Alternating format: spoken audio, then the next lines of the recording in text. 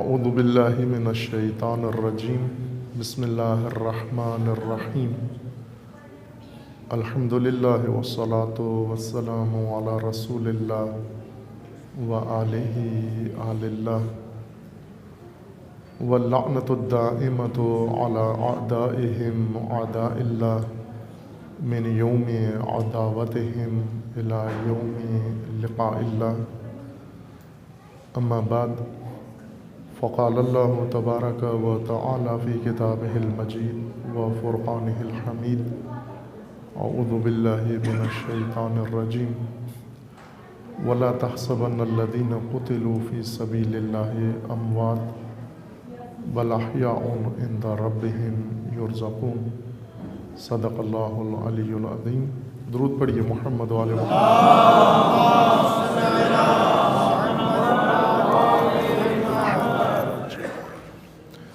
خداوند تبارک و تعالی تمام مومنین کو اپنے حفظ و امان میں محفوظ فرمائے۔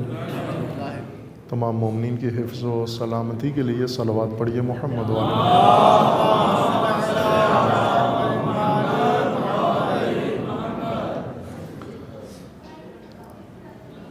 بہت ہی جانگداز سانحہ شکارپور میں بروز جمعہ عبادت نماز جمعہ میں و مسجد میں امام بارگاہ میں پیش آیا۔ ایک بڑی تعداد مومنین کی شرف شہادت پایا انہوں نے، اور ایک کثیر تعداد زخمی حالت میں موجود ہیں، جن میں سے بعض کی تشویشناک حالت ہے کہ خداوند تعالیٰ ان تمام زخمیوں کو و دیگر تمام مجروحین کو پروردگار شفائے کاملہ عطا فرمائے۔ اس دردناک واقعہ و سانحہ پر شہداء کے اہل خاندان کو و سوگوار خاندانوں کو تعزیت و تسلیت عرض کرتے ہیں، اور اسی طرح تمام مومنین کو و تمام امت اسلامیہ کو تعزیت و تسلیت عرض ہے، اور خداوند تبارک و تعالی سے ان شہداء و دیگر واقعات کے شہداء کے لیے خداوند تعالیٰ کی بارگاہ میں بخشش و مغفرت کی دعا ہے انشاءاللہ۔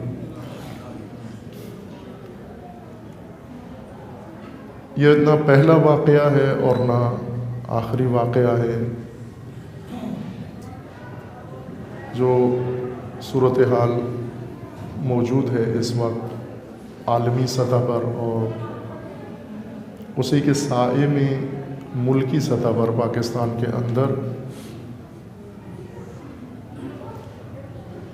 یہ اتنی شدید ہے کہ تمام مومنین کو کم از کم بیدار کرنے میں، ہوشیار کرنے میں مؤثر ہونی چاہیے تھی، لیکن بعض اوقات ایسے واقعات جہاں ان کے اندر درد و رنج کے اور پہلو موجود ہیں، ان میں ایک رنجاور و دردناک پہلو یہ موجود ہے کہ جتنی آگاہی و بیداری اور توجہ قوم کے مختلف طبقات کے اندر پیدا ہونی چاہیے تھی، وہ کم نظر آتی ہے، اور اس کمی کی وجہ سے یہ سانحات تکرار بھی ہو رہے ہیں اور نقصان بڑھتا جا رہا ہے۔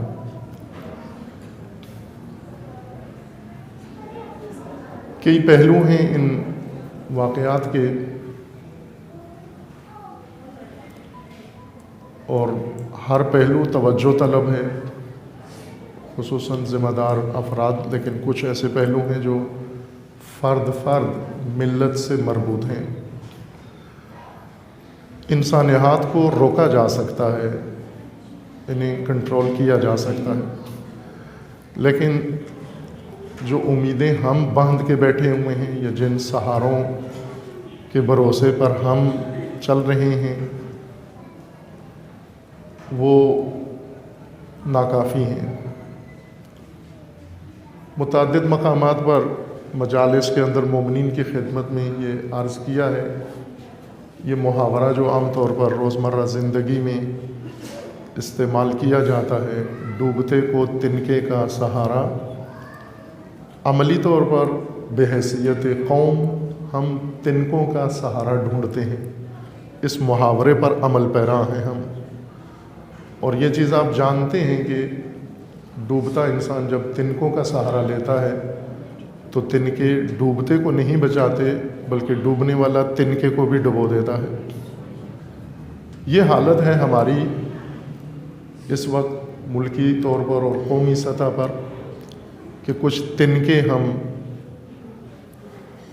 فراہم کر لیتے ہیں یا کچھ تنکے ایسے موقعوں پر خود ہی ڈوبتے کے سامنے آ جاتے ہیں اور ڈوبتا ہاتھ پاؤں مار کے ان تنکوں کو پکڑ کر بچنے کی کوشش کرتا ہے۔ اس سے بھی دردناک واقعہ جو چند ہفتے قبل ملک عالمی سطح پر رونما ہوا، وہ بے حرمتی و گستاخی فرانسیسی میگزین کے ذریعے سے ایک مکرر واقعہ ہے۔ بارگاہ رسول اکرم صلی اللہ علیہ وآلہ وسلم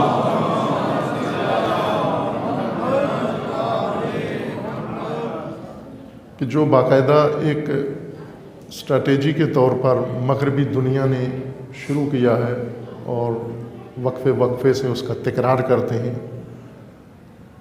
منصوبے کے ساتھ ہدف رکھ کر اس کا رد عمل بھی ایسا ہی ہے جیسا پاکستان کے ان واقعات کے مقابلے میں بحیثیت قوم ہمارا رد عمل ہے۔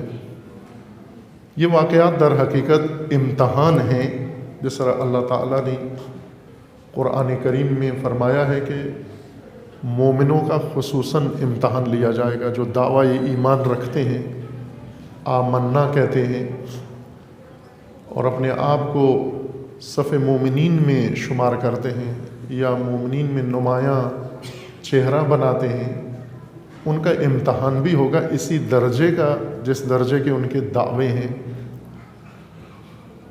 اگر کوئی بلند مرتبہ ایمان کا دعویٰ رکھتا ہے تو اس کا اتنا امتحان ہوگا، اگر کوئی درمیانے درجے کا دعویٰ رکھتا ہے اس کا اتنا امتحان ہوگا، اور اگر کوئی معمول کا دعویٰ ایمان کرتا ہے اس کا بھی امتحان ہوگا۔ یہ واقعات در حقیقت امتحان ہیں امت اسلامیہ کے لیے، تمام امت کے لیے، عالمی سطح کے واقعات اور پاکستان کی سطح کے اوپر جو کچھ رونما ہو رہا ہے۔ ظاہر ملکی حالات پاکستانی مومنین کا امتحان ہے اور عالمی حالات تمام امت اسلامیہ کا امتحان ہے۔ حکمرانوں کا بھی امتحان ہے، علماء کا بھی امتحان ہے، رہبروں کا امتحان ہے اور اربابان اختیار کا بھی امتحان ہے، اور فرد فرد ملت کے ایمان کا امتحان ہے۔ امتحان سے یہ مراد نہ لیں کہ جیسے عموماً ذہن میں یہ بات آتی ہے، کوئی سختی یا مصیبت آ جائے ہم اسے ایک طبیعی یا قدرتی آزمائش سمجھ کر کہتے ہیں اس پہ صبر کرنا چاہیے۔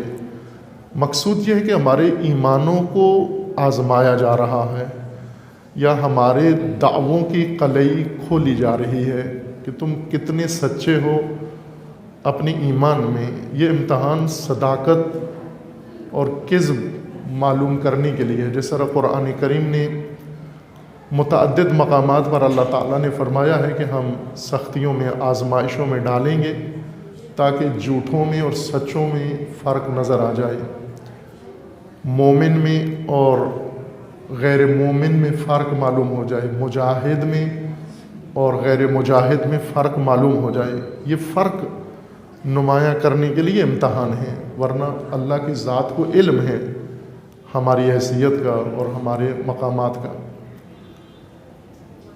اور ابھی تک اس امتحان میں ہم سب ناکام ثابت ہوئے ہیں، ہر طبقہ ناکام ثابت ہوا ہے۔ بظاہر ہم قومیات میں بھی ناکام نظر آتے ہیں اور دینیات میں بھی ناکام نظر آتے ہیں، اس لیے کہ اللہ تعالیٰ کے بتائے ہوئے اصول، قرآنی اصول، دینی اصول، رہنما اصول جو اللہ نے سنتیں مقرر کی ہیں، قوانین بنائے ہیں امتوں کے لیے، مومنوں کے لیے، انسانوں کے لیے، ہم اس پر گویا زیادہ ایمان نہیں رکھتے،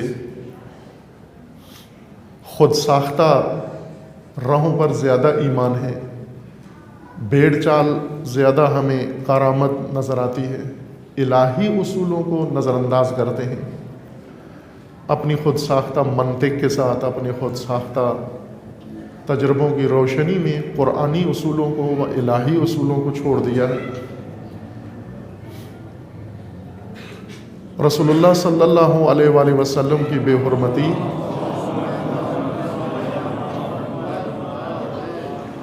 ایک سادہ سا واقعہ نہیں ہے کہ جس کو فقط چند بیانات، مذمتی بیانات سے گزار دیا جائے اور چند جذباتی حرکات اور رد عمل سے اس کو گزار دیا جائے۔ یہ سانحہ اتنا عظیم سانحہ ہے کہ تمام مصائب جہان جو مسلمانوں پہ ٹوٹ رہے ہیں وہ ایک طرف، اور یہ بے حرمتی و گستاخی جو سیریل کے طور پر جاری ہے وقفے وقفے سے مختلف شکلوں کے ذریعے سے، یہ ایک طرف، اور جو رویہ اس کے مقابلے میں اختیار کیا گیا ہے اس نے اس افتضاح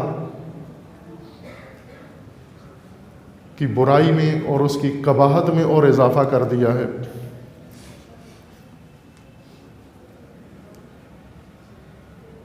اس تکراری سیریل کے اس مرحلے میں میگزین، گستاخ میگزین نے پہلے بے حرمتی کی، پھر ان پر حملہ ہوا، اس کے جواب میں اناؤنس کر کے، اعلان کر کے پوری دنیا میں کہ اب ہم پھر یہی کرنے جا رہے ہیں، اور کیا وہ کام، دوبارہ گستاخانہ خاکے شائع کیے اور ان کی تعداد سینکڑوں گنا بڑھا دی۔ 30,000 کی تعداد میں چھپنے والا میگزین ان گستاخوں کی گستاخی کے بعد اب ملینز کی تعداد میں چھپا ہے، اور پوری دنیا میں اس کو، جس کے اندر کچھ بھی نہیں ہے سوائے اس توہین کے، ایک ایسا میگزین ہے جو اس قابل نہیں ہے کہ اسے کوئی طبقہ بھی پڑھے، سوائے اس توہین کے اس کے اندر کوئی جاذبہ نہیں تھا۔ ملینز کی تعداد میں اسے پرنٹ کر کے ساری دنیا میں نشر کیا گیا۔ 40 ممالک کے سربراہان جمع ہوئے، جس میں نام نہاد مسلمان بھی، منافق چہرے اس کے اندر شامل تھے۔ انہوں نے اس کی حمایت میں ریلی نکالی، پیرس کے اندر حوصلہ افزائی کی اس کی۔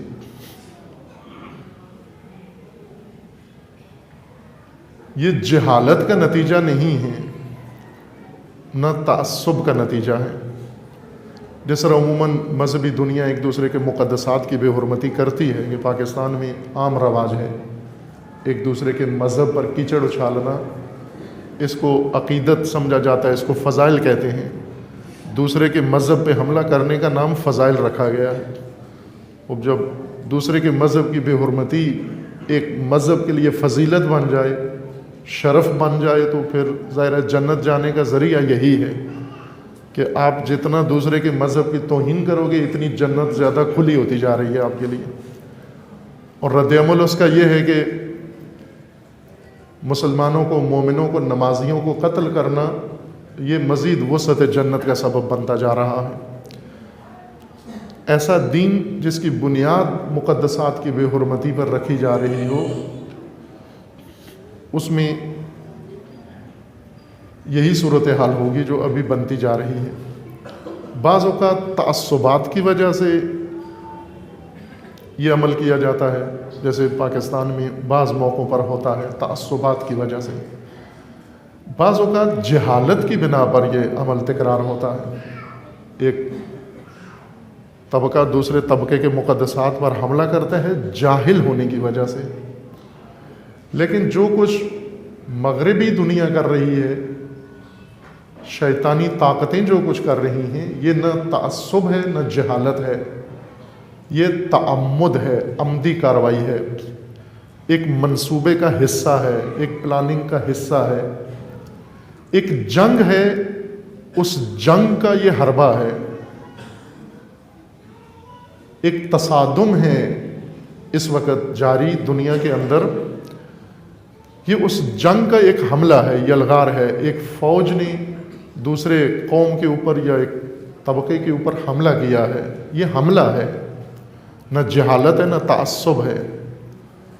لیکن مسلمانوں کے ہاں یہ تجزیہ، یہ تحلیل موجود نہیں ہے۔ آپ توجہ کریں، جو چند ایک حرکتیں ہوتی ہیں جذباتی یا صرف ایک کارروائی ڈالنے کے لیے، پریس کانفرنس فوراً پریس کلب میں چلے جاتے ہیں بعض قومیات کے ذمہ دار، اور جا کر وہاں اپنی کارروائی ڈال آتے ہیں کہ ہم نے مذمتی بیان جاری کر دیا، یا اخباروں میں دے دیتے ہیں، یا کوئی جلسہ ریلی کر کے پھر سمجھتے ہیں کہ ہم نے حق رسول اللہ ادا کر دیا ہے، اب کوئی قرض بچتا نہیں ہے۔ اس مذمتی بیان میں گمراہی موجود ہوتی ہے۔ مذمتی بیان میں مثلا چارلی ایبڈو کی مذمت کی جاتی ہے، میگزین کی مذمت کی جاتی ہے، اور یہی سب سے بڑی گمراہی ہے کہ ایک میگزین کی مذمت کر کے مسلمان اپنا فریضہ ادا کر کے چپ کر کے بیٹھ جائے۔ اس نے در حقیقت مسلمان امت کو گمراہ کیا ہے۔ اس حملے میں دشمن کے لیے میدان ہموار کیا ہے۔ جس نے بھی رخ مسلمانوں کے جریحہ دار و مجروح احساسات کا رخ اور نفرت کا رخ میگزین کی طرف موڑا ہے، یہ مسلمان قوم کو دشمن کے حملے کے لیے جھکا رہا ہے، گمراہ کر رہا ہے۔ یعنی مسلمانوں کو کہیں اور مشغول کرنا چاہتا ہے تاکہ دشمن کو میدان صاف نظر آئے۔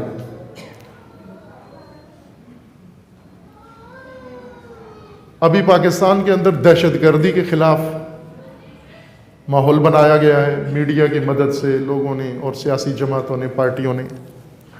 پشاور سانحے کے بعد جو وہ بھی بہت دردناک واقعہ تھا، لیکن کیا فرق پڑتا ہے پشاور واقعے میں اور شکارپور میں؟ کیا فرق پڑتا ہے؟ کیا شکارپور میں بچے شہید نہیں ہوئے؟ کیا وہاں پاکستانی قوم نہیں ہوئی شکار؟ پشاور دستہ دستہ جا کر تعزیت کرنے والے، نمائشی تعزیت کرنے والے ہر طبقہ گیا، کیوں شکارپور نہیں گئے یہ لوگ؟ کیوں شکارپور کے بارے میں یہ سب کچھ نہیں رد عمل ظاہر ہوا؟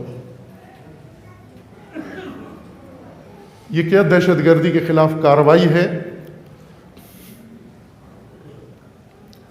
کہ جتنے شیعہ قوم کے قاتل ہیں باعزت بری ہو رہے ہیں؟ جب سے دہشت گردی کے خلاف عدالتیں بنی ہیں ابھی تک 3 قاتل بڑے سطح کے باعزت بری کیے گئے ہیں، جن کو آپ روز اخبار میں پڑھتے ہیں۔ میں اخبار کی باتیں کر رہا ہوں۔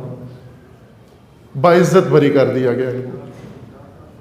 جب اعلان کیا ہے، آپ نے طے یہ کیا ہے کہ ہم نے دہشت گردی کا خاتمہ کرنا ہے اور جو جیلوں میں موجود ہیں ان کو پھانسیاں دینی ہیں، تو شیعہ قوم کے قاتلوں کو باعزت بری کرنے کا یہی موقع ملا ہے آپ کو۔ انہی دنوں میں آپ نے ان کو بری کرنا ہے۔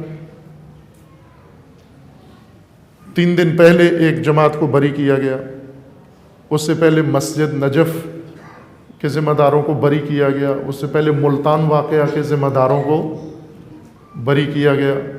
مومن پورہ لاہور میں جو آغاز تھی دہشت گردی، جس میں ظاہراً 60 کے قریب کتنی تعداد میں مومنین شہید ہوئے، اور کل پرسوں اس کے ذمہ داروں کو، قاتلوں کو باعزت لکھا ہوا ہے، باعزت بری کیا گیا، باعزت کا لفظ لکھا ہوا ہے ساتھ۔ مومن پورہ کے قاتل دہشت گرد نہیں ہیں، شکارپور کے قاتل دہشت گرد نہیں ہیں۔ میڈیا جس طرح گمراہ کرتا ہے، بعض قومیات کے ذمہ دار بھی اسی طرح قوم کی گمراہی میں مصروف ہیں کہ جب ایک واقعے کا رخ کاذب جہت کی طرف موڑ دیا جاتا ہے، رسول اللہ کی بے حرمتی ہوئی، چارلی ایبڈو کو ذمہ دار قرار دیا گیا، یہ گمراہی ہے، یہ سب سے بڑا ظلم ہے رسول اللہ کے اوپر بھی اور مسلمانوں کے اوپر بھی اور اسلام کے اوپر بھی۔ پریس کلبوں میں مذمتی بیان دینے والے جب اپنی مذمت کو فقط چارلی ایبڈو تک رکھتے ہیں، یہ ظالم ہیں اور ظلم کے ساتھ شریک ہیں، اس لیے کہ یہ گستاخی چارلی ایبڈو نے نہیں کی، یہ ان 40 سربراہوں نے کی ہے اور ان کی حکومتوں نے کی ہے۔ ان کی طرف مذمتی بیان کیوں نہیں گیا آپ کا؟ ان کا نام لے کر ان پر لان کیوں نہیں کرتے ہو آپ؟ کم از کم وہ 40 سربراہ جو پیرس میں جمع ہوئے اور رسول اللہ کی بے حرمتی کی تائید کی، جنہوں نے مارچ کیا، یہ 40 تو ان کی تو مذمت کرو آپ پریس کلب میں بیٹھ کر۔ مجرم کو قوم سے چھپانا اور غیر مجرم کو آگے یا چھوٹے مجرم کو آگے بڑھانا، یہ گمراہی کے زمرے میں آتا ہے۔ یہ سب کچھ ہو رہا ہے، لیکن مسلمان قوم کے پاس ایک صحیح تحلیل تجزیہ نہیں کہ یہ کیا ہے، کیوں ہو رہا ہے، کس مقصد کے لیے ہو رہا ہے، اور اس کو روکنے کے اسباب کیا ہیں، کیسے اس کو روکا جا سکتا ہے۔ عزیزان ایمان، ہمارے مقدسات ہیں رسول اللہ، ہمارے مقدسات ہیں اہل بیت، ہمارے مقدسات ہیں دین، ہمارے مقدسات ہیں مزارات، مقدس مقامات، جن کی بے حرمتی کے لیے فوجیں بنائی گئی ہیں۔ داعش مزاروں کو منہدم کرنے کے لیے اور مومنین کے گلے کاٹنے کے لیے ہے، معنویات کا تقدس پائمال کرنے کے لیے اس سے بڑی فوج، شیطانی فوج مقرر ہے۔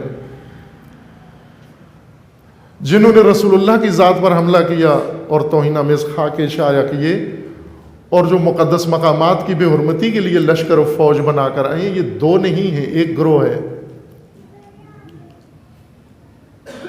ایک بریگیڈ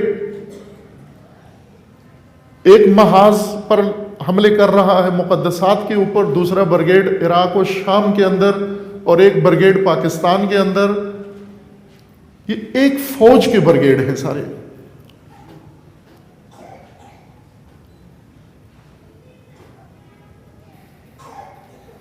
ہم یہ توقع رکھتے ہیں کہ ہمارے حکمران یہ سب کچھ کریں گے۔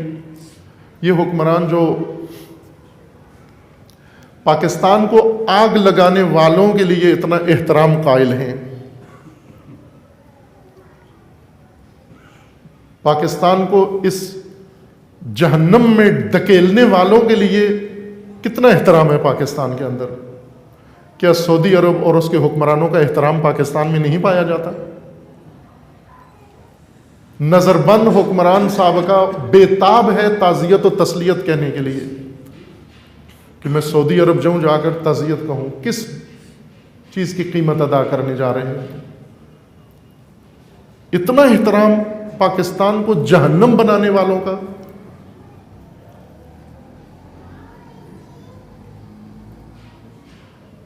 یہ فوجی طاقت، یہ حکومتی طاقت، یہ ملکی طاقت، یہ ریاستی طاقت کہاں کے لیے استعمال ہونی چاہیے تھی؟ پاکستان کی ترقی کے لیے، پاکستان کی سرحدوں کی حفاظت کے لیے، پاکستان کی آئندہ نسل کے ایک مقام و عظمت کے لیے استعمال ہونی چاہیے تھی، تعلیم کے لیے استعمال ہونی چاہیے تھی۔ جو طاقت آدھی صرف ہوتی ہے دہشت گرد بنانے میں اور آدھی طاقت صرف ہوتی ہے اسی دہشت گردی کو کنٹرول کرنے میں، یہ حماقت کیوں ہوتی ہے کہ ملک کا آدھا بجٹ لشکر بنانے میں لگتا ہے اور آدھا بجٹ ان لشکروں کو کنٹرول کرنے میں لگتا ہے؟ یہ کیا حماقت ہے جو ملک کے اندر جاری ہے؟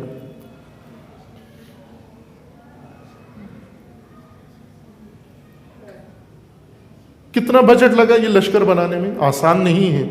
آپ اپنی مسجد کی حفاظت کے لیے ایک ٹیم بنائیں، آپ کو اندازہ ہو جائے گا کہ حفاظتی گروہ بنانا کتنا مشکل کام ہے.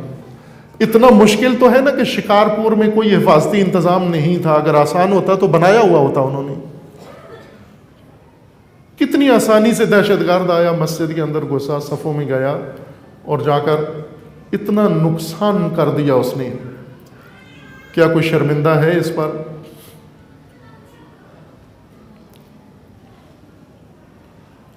رسول اللہ کی توہین میں صرف رسول اللہ کی ذات ہدف نہیں ہے عزیز من.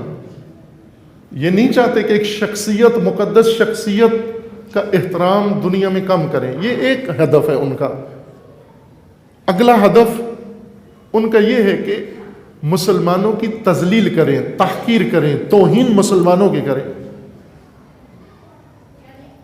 برطانوی وزیر اعظم, پاکستانیوں کا محبوب چہرہ, چہیتا چہرہ, یہ بیان دیتا ہے کہ ابھی تحریک چلائی ہے انہوں نے کہ مذہب کی توہین کے خلاف جتنے قوانین بنے ہوئے ہیں دنیا میں ان سب کو ختم کروانا ہے. مذہب کی توہین انسان کا بنیادی حق بنانا ہے کہ یہ حق ہے ہر ایک کا. انسان کی توہین نہیں کر سکتے آپ. ہیومنزم میں انسان کی توہین جائز نہیں ہے. قوموں کی توہین نہیں کر سکتے, لیکن مذاہب کی توہین انسان کا بنیادی حق ہے.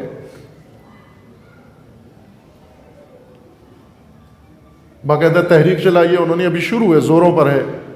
پاکستان پر پھر دباؤ آئے گا کہ آپ جتنے توہین مذہب کے خلاف بنے ہوئے قوانین ہیں ان سب کو کالعدم قرار دیں, تاکہ ہر شخص کو پہلا حق یہ ملے کہ وہ مذہب کی توہین کر سکے. یہ آزادی ہے, یہ جمہوریت ہے, یہ ڈیموکریسی ہے. یہ خربازی جس کو علامہ اقبال نے کہا کہ خربازی ہے, یہ اس خربازی کا نتیجہ یہ ہے جمہوریت, جمہوری رائٹس, جمہوری حق, جمہوری قوانین. عوام کا جی چاہتا ہے توہین کریں, کسی نبی کی توہین کریں, کسی امام کی توہین کریں. اب جمہوری نظام میں نہیں روک سکتے, حق ہے اس کا یہ. بھلے یہود کے بارے میں کچھ بھی نہیں کہہ سکتے آپ, ہولوکاسٹ کے بارے میں کچھ بھی نہیں کہہ سکتے, لیکن مذاہب کی توہین انسان کا بنیادی حق ہے. یہ جمہوریت کا رکن ہے, چونکہ جمہور کا جی چاہتا ہے کہ اس وقت توہین کریں.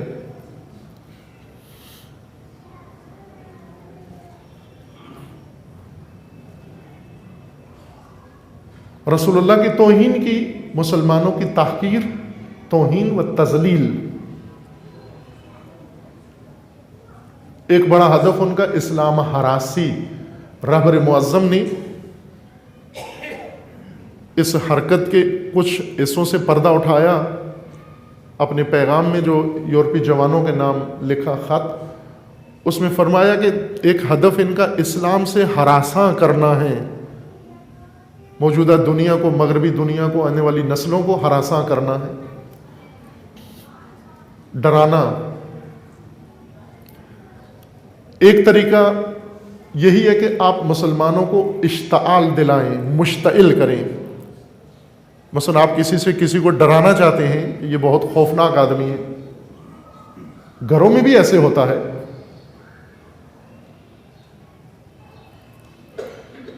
یہ کہانیاں, عام عوامی کہانیاں یا عامیانہ کہانیاں ان مضامین کو بیان کرتی رہتی ہیں. آپ نے پڑھی بھی ہیں اور سنی بھی ہوئی ہیں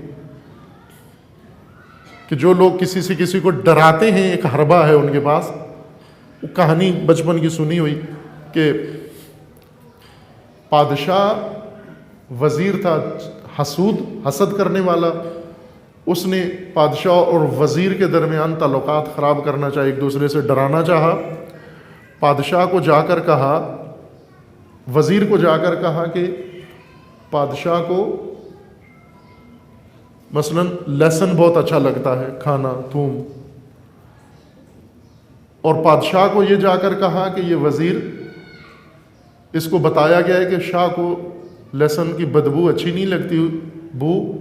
اس نے کہا کہ میں کھا کے جاتا ہوں بادشاہ کی ایسی تیسی. بادشاہ سے اس کو ڈرایا, اس کو, اسے کہا کہ تم کھا کے جاؤ, بادشاہ کو بڑی پسند ہے یہ.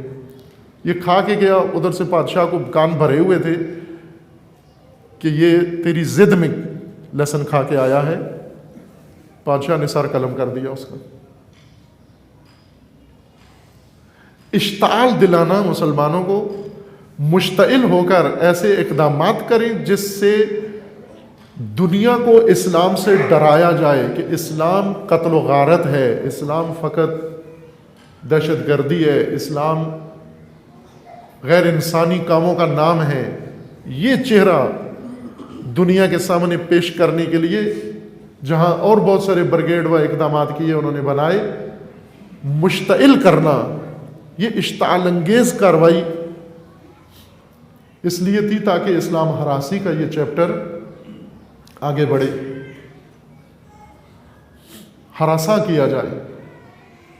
تذلیل و توہین اور ہراساں کرنا اسلام سے، یہ جنگ ہے عزیز من، جنگ ہے. یہ وہ جنگ ہے جس کو انہوں نے خود اناؤنس کر کے شروع کی ہے. خفیہ جنگ نہیں ہے، علنی کھلی جنگ ہے. تہذیبوں کا تصادم، اور تہذیبوں کے تصادم میں اسلام کو پہلا محاذ سمجھنا کہ یہ تہذیب پہلے سرنگون ہو تاکہ دنیا میں ہمارے لیے راستے کھلے. کیونکہ یہی جمہوری حکومت، یہی لیبرل حکومت، لیبرل ڈیموکریسی، یہ ایک مذہب کا درجہ رکھتی ہے شیطانوں کے لیے. شیطان کا مذہب لیبرل ڈیموکریسی ہے. اگر میری بات میں شک ہے، علامہ اقبال کی نظم پڑھ لیں، ابلیس کی مجلس شورا، آپ کو یقین ہو جائے گا. لیبرل ڈیموکریسی شیطان کا مذہب ہے.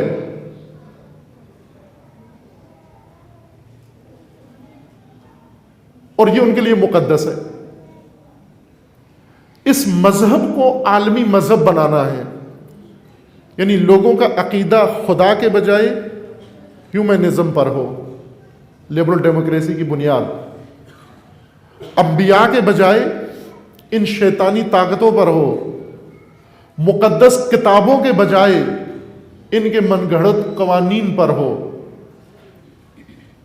ایک گلوبل حکومت بنانا لبرل ڈیموکریسی کا ہدف ہے، پوری دنیا پر ایک حکومت.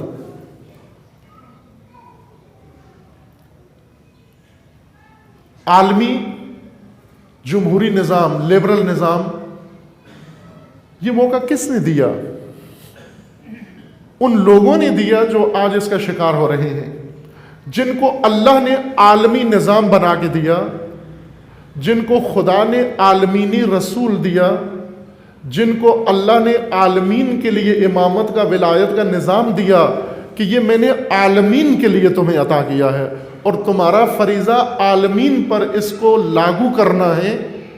جب ان لوگوں نے عالمی نظام لے کر اپنے عبادت گاہوں میں، گھروں میں سمیٹ لیا، ممبروں تک سمیٹ لیا، عالمی نظام آج ہماری خطابت کا موضوع ہے بس.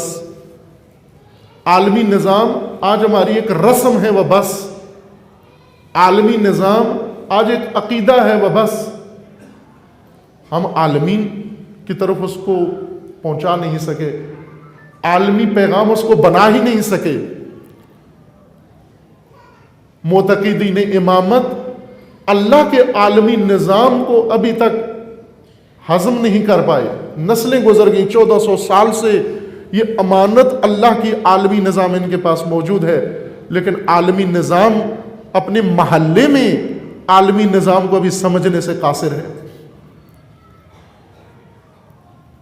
جب عالمی نظام کو آپ ہٹا دیں گے، اللہ کا عالمی نظام شیطان کا عالمی نظام میدان میں آ جاتا ہے. یہ شیطان کے لیے میدان خالی کرنا ہے. جو بھی اللہ کے نظام سے دوری اختیار کرتا ہے، شیطان کے لیے میدان ہموار کر رہا ہے.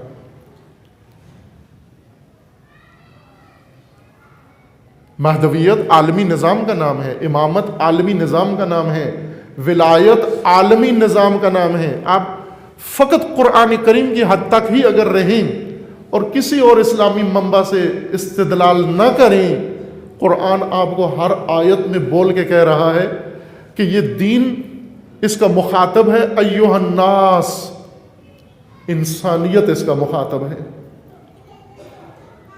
پورا جہان اس کا مخاطب ہے. عالمین اس کے مخاطب ہیں، ذکر و انسا، عورت اور مرد دونوں اس کا مخاطب ہیں، سیاہ و سفید سب اس کے مخاطب ہیں، شرقی و غربی سب اس کے مخاطب ہیں۔ جب پورا جہان اس کا مخاطب ہے، یہ ایک قوم کی رسم کیوں بن گیا ہے؟ پورے جہان پر کیوں پھیلا نہیں، کیوں لاگو نہیں ہوا، کیوں اس کا غلبہ نہیں ہوا؟ اس لیے کہ شیطانی لشکر اپنا پیغام پہلے لے کر آیا۔ دو نظام دنیا میں تھے، یہ گفتگو میں پہلے ایک اور مجلس کی ضمن میں عرض کر چکا ہوں۔ دو مبلغ حق و باطل کے، ان کو بھی پیغام دیا گیا، ان کو بھی پیغام دیا گیا، یہ بھی میسنجر، یہ بھی میسنجر، لیکن ان کی کارکردگی کا ذرا جائزہ لیں۔ یہاں پر آج بیٹھ کر ہم دو دڑے مبلغین کے، ایک کو شیطانی نظام دیا گیا کہ تم نے جہان پر اس کو لاگو کرنا ہے، اور ایک کو الہی نظام سونپا گیا کہ آپ نے اس کو دنیا کے اوپر لاگو کرنا ہے۔ آج محاسبہ کر کے بتاؤ کہ کس کے مبلغ زیادہ کامیاب نکلے ہیں؟ شیطانی مبلغ زیادہ کامیاب نکلے ہیں یا الہی مبلغ زیادہ کامیاب نکلے ہیں؟ آج لبرل ڈیموکریسی جس خطے پر ہے، یہ شیطانی مبلغین کی کامیابی کی مثال ہے، اور امامت کا سایہ جس ملک میں نہیں ہے، یہ امامت و الہی نظام کے مبلغین کی ناکامی کی مثال ہے۔ آپ بتائیں امامت کے وجود سے خالی سرزمینیں کتنی ہیں اس وقت دنیا میں؟ اللہ کا نظام کا جھنڈا کہاں لہرا رہا ہے؟ پوری زمین خالی۔ ان مبلغین نے شیطانی مکتب کے ساتھ وفاداری دکھائی ہے، وہ با وفاتر نکلے ہیں شیطان کے ساتھ، جنہوں نے شیطان کے ساتھ عہد و پیمان باندھا کہ ہم شیطانی نظام کو پوری دنیا پر حاکم کریں گے،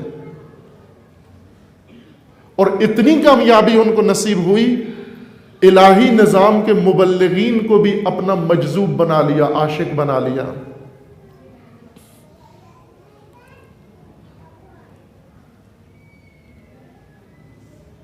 اپنا دیوانہ بنا لیا انہوں نے، اس طرح چمکا کے شیطانی نظام دنیا کے سامنے پیش کیا۔ عزیز من، یہ جنگ ہے، یہ تصادم ہے، عالمی نظام کا تصادم ہے۔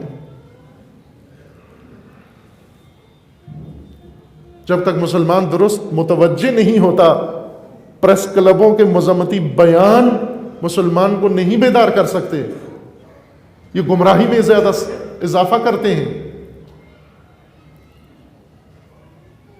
آئمہ، لبرل ڈیموکریسی کے آئمہ کی نفرت کے بجائے ایک میگزین کی طرف اس نفرت کا رخ موڑ دیتے ہیں۔ مجرم نہیں پتہ چلنے دیتے کہ مجرم کون ہے۔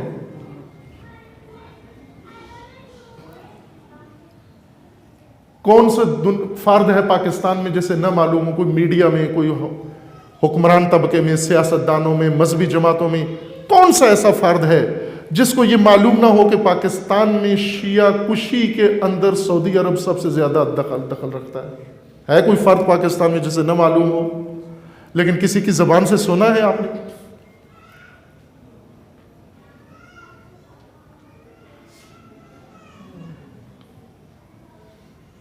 نہ میڈیا پہ کوئی کہتا ہے، نہ سیاست میں کوئی کہتا ہے، نہ حکومت میں کوئی کہتا ہے، نہ دوسری دنیا میں کوئی کہتا ہے۔ کیوں نہیں کہتے؟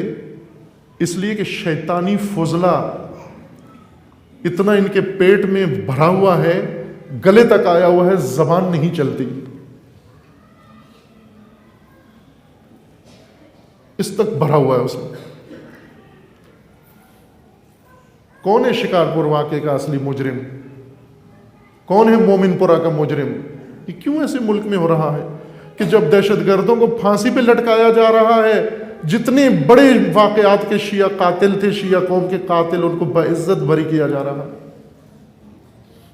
ہم پریس کلبوں میں کیا کر رہے ہیں؟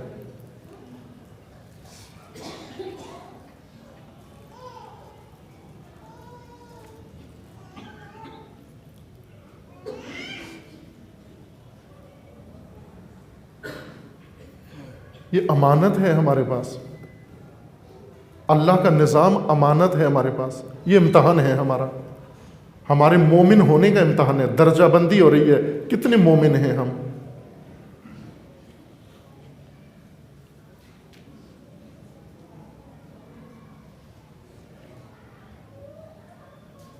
مقدسات شیطانی نظام مذہب ہے، یہ ذہن میں رکھ لیں، شیطانی مذہب لبرل ڈیموکریسی ہے۔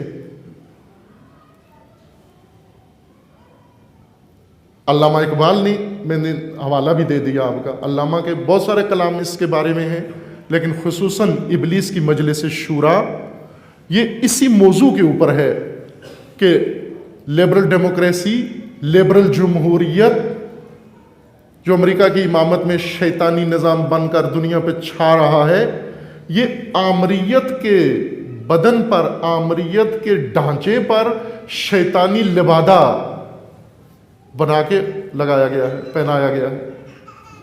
اس نظم کا خلاصہ یہ ہے کہ لبرل جمہوریت، آمریت جو شیطانی نظام ہے، اس کے تن پر شیطانی لبادہ ہے جو اسے پہنایا گیا دھوکہ دینے کے لیے۔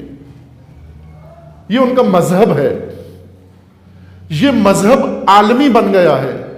اللہ کا نظام مسجدوں میں، امام بارگاہوں میں اور ممبروں پہ سمٹ کے آ گیا ہے، ذہنوں میں سمٹ کے آ گیا ہے، لائبریریوں میں سمٹ کے آ گیا ہے، کتابوں میں سمٹ کے آ گیا ہے، مدرسوں میں سمٹ کے آ گیا ہے۔ کس قدر دکھ کی بات ہے کہ دینی مدارس جن کے اندر دینی نصاب پڑھایا جاتا ہے، دین کا نظام پڑھایا جاتا ہے، الہی بات پر بتائی جاتی ہے، لیکن اس مدرسے کا فارغ التحصیل جب، یا تارک التحصیل جب تعلیم چھوڑ کے یا تمام کر کے آتا ہے معاشرے کے اندر، اس کی زبان پر مذہب شیطان کی حمایت تو نظر آتی ہے، لیکن اللہ کے نظام کی بات نہیں کرتا، جو پڑھا ہے اس کی بات نہیں کرتا۔ میں نے ایک سیاسی مولانا سے پوچھا کہ آپ بتائیے، آپ نے جو سلیبس پڑھا پہلی کلاس سے اور آخری کلاس تک، درس خارج تک، اس میں کوئی کون سی کتاب، کون سے آیت اللہ کا درس آپ نے لبرل جمہوریت کے اوپر سنا ہے؟ کون سی حدیث، کون سی آیت آپ نے لبرل جمہوریت پہ کہا؟ کوئی بھی نہیں۔ جب پوچھا کہ آپ نے عقائد میں امامت کی بحث پڑھی ہے؟ کہا بہت پڑھی ہے، شرح باب ہادی عاشر میں پڑھی ہے، کشف المراد میں پڑھی ہے، الہیات میں پڑھی ہے، فلاں میں پڑھی ہے، فلاں میں پڑھی ہے۔ بندہ خدا، جب امامت اتنی پڑھی ہے آپ نے، وہ کدھر گیا وہ درس جو پڑھا تھا آپ نے؟ وہ کیوں بھول گئے؟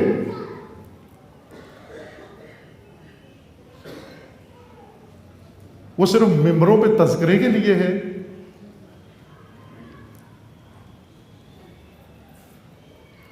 لبرل جمہوریت مغرب کا مذہب ہے شیطانی،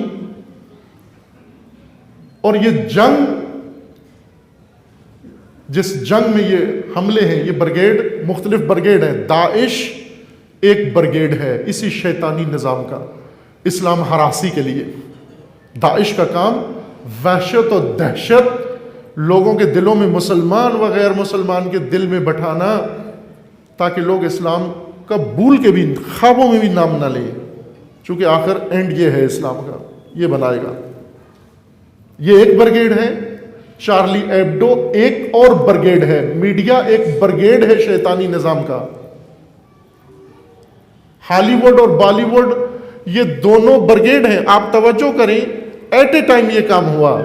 فرانس میں رسول اللہ کے توہین کے خاکے چھپے، امریکہ میں حضرت مسیح کی توہین میں فلم بنی۔ یہ ایک ہفتے کی باتیں ہیں، ایک ہفتے میں یہ 3 کام ہوئے ہیں۔ اور انڈیا میں توہین مذہب کے اوپر فلم بنی ہے، ہندو مذہب کی توہین کے اوپر۔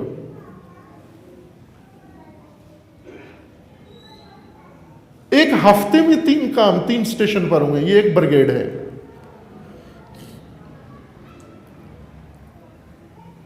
لبرل جمہوریت کے لیے کوئی بھی مذہب مضر ہے، کوئی بھی مذہب۔ لبرل جمہوریت کی بنیاد اس بات پر ہے کہ آپ نے تمام اپنی زندگی کے امور سے مذہب کو باہر نکالنا ہے. مسیحیت ہے اس کو بھی باہر نکالو, یہودیت ہے اس کو بھی باہر نکالو, اگر ہندو ہو تو ہندو مذہب کو باہر نکالو اپنی زندگی سے, مسلمان ہو تو مذہب باہر رہے, زندگی میں نہ آنے دو اس کو. مذہب کے اپنی زندگی کے گرد ایک بارڈر بناؤ, ایک حاشیہ بناؤ, اور اس کے اندر مذہب کو وہیں جنگلے کے باہر رکھو, اور کبھی کبھار اس سے ملتے رہو, چونکہ تمہاری روح تھک جاتی ہے, خستہ ہو جاتی ہے, لہذا کبھی کبھار اس سے مل کے اپنی روح کو تازہ کر لیا کرو. اس زندان میں مذہب کو رکھو, زندگی فری, مذہب اسیر. اور آپ کبھی کبھار مذہب کی ملاقات کو چلے جایا کرو, کبھی جمعے کے دن, کبھی اتوار کے دن, کبھی کسی مجلس میں, کبھی کسی اور مناسبت پہ. یہ کافی ہے اتنی ملاقات, اس سے زیادہ مذہب سے سروکار مضر ہے تمہارے لیے. زندگیوں سے باہر نکالو مذہب کو, ذہنوں سے باہر نکالو مذہب کو. اپنی زندگی کے کسی شعبے کی بنیاد مت بناؤ مذہب کو. نہ آپ کی تعلیم کی بنیاد ہو, نہ آپ کی سیاست کی بنیاد ہو, نہ آپ کی تجارت کی بنیاد ہو, نہ آپ کی معاشرت کی بنیاد ہو, نہ آپ کی معیشت کی بنیاد ہو.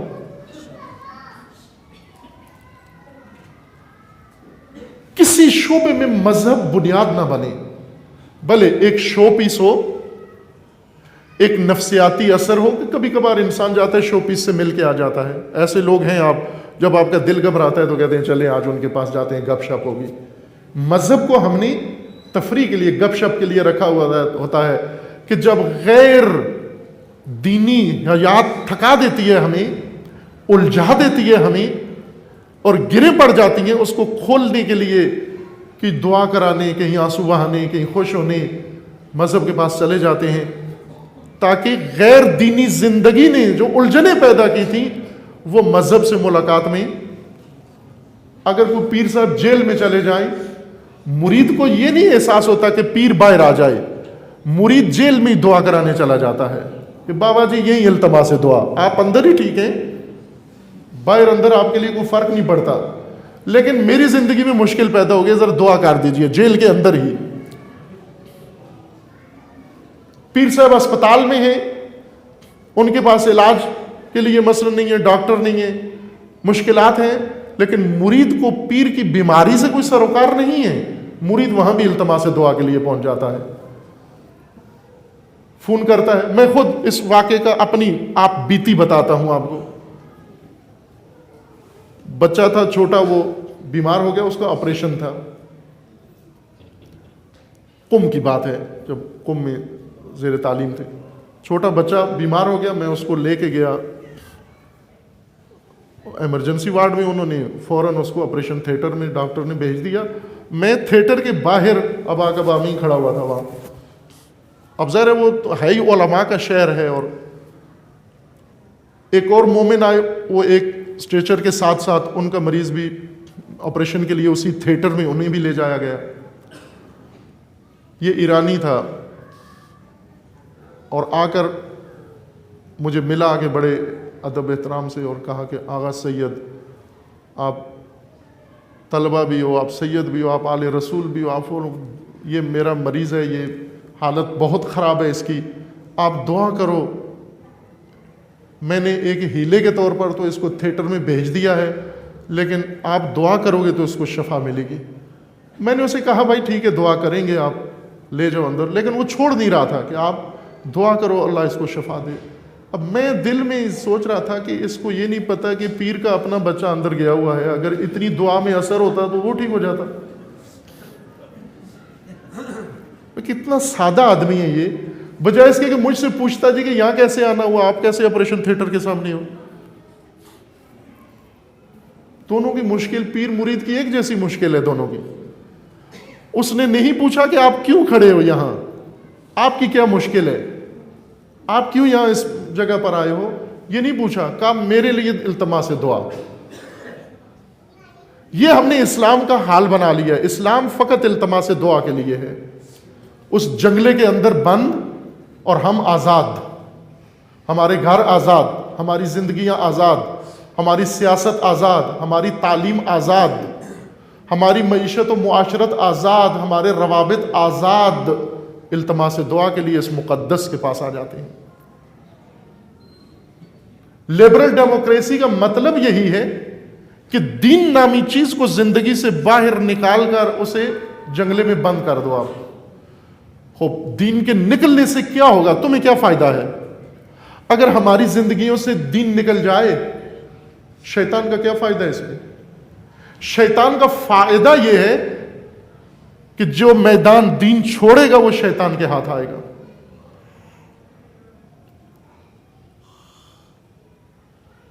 سیاست سے دین نکالو، شیطان آ جائے گا سیاست میں۔ تعلیم سے دین نکالو، شیطان آ جائے گا تعلیم میں۔ معیشت سے دین نکالو، شیطان آ جائے گا۔ معیشت کے اندر اس نے میدان خالی کروایا سیکولرزم اور لبرلزم کے ذریعے سے، اور آج ہر شخص التماس دعا کر کے شیطانی نظام کا حصہ بننے کے لیے منت مان کے آتا ہے۔ کربلا جاتا ہے، الیکشن جیتنے کے لیے منت مان کے آتا ہے۔ تمام مقدسات کو نام لے کر استعمال کرتے ہیں وسیلے اور آلے کے طور پر، ٹول کے طور پر، کہ شیطانی نظام میں کہیں ہمیں جگہ مل جائے۔ دین التماس دعا کے لیے ہے۔ دعا کریں بابا جی کہ ہمیں ادھر کامیابی مل جائے۔ ابھی تک ہم اس جنگ کی نوعیت کو نہیں سمجھ پائے۔ عزیزان، شکارپور کا واقعہ ہو یا پیرس میگزین کی توہین کا تکرار، رسول اللہ کی بارگاہ میں ایک جنگ کا حصہ ہے۔ مختلف برگیڈ ہیں ان کے، میڈیا ایک بڑا برگیڈ ہے اس لشکر شیطان کا۔ سسٹم اس کا لبرل ڈیموکریسی، جس کو عالمی حیثیت سے انہوں نے نافذ کرنا ہے۔ رکاوٹیں راستے سے ہٹانا۔ اس وقت سب سے بڑی رکاوٹ ان کے سامنے نظام ولایت ہے۔ تمام دنیا کے شیطانوں نے صرف ایک نظام کا محاصرہ کیا ہوا ہے، نظام ولایت کا۔ کیوں؟ اور نہیں ہیں حکومتیں، آپس میں ان کے کاروباری جھگڑے ہیں۔ چائنا امریکہ کا کاروباری جھگڑا ہے، کاروبار میں ایک دوسرے کو شکست دینے کی کوشش کرتے ہیں، لیکن امریکہ یہ نہیں چاہتا کہ چائنا کا نظام ختم ہو جائے، چائنا یہ نہیں چاہتا کہ امریکہ کا نظام ختم ہو جائے۔ روس کے ساتھ ان کے اختلافات ہیں، لیکن یہ نہیں چاہتے کہ وہاں سسٹم ختم ہو جائے، صرف ایک جگہ چاہتے ہیں سسٹم ختم ہو جائے۔ اس لیے کہ شیطانی نظام کے لیے پوری دنیا ہموار ہے، بیچ میں ایک آنکھ کا کانٹا ہے، اور وہ نظام امامت و نظام ولایت ہے۔ باقی ساری دنیا پر ایک نظام۔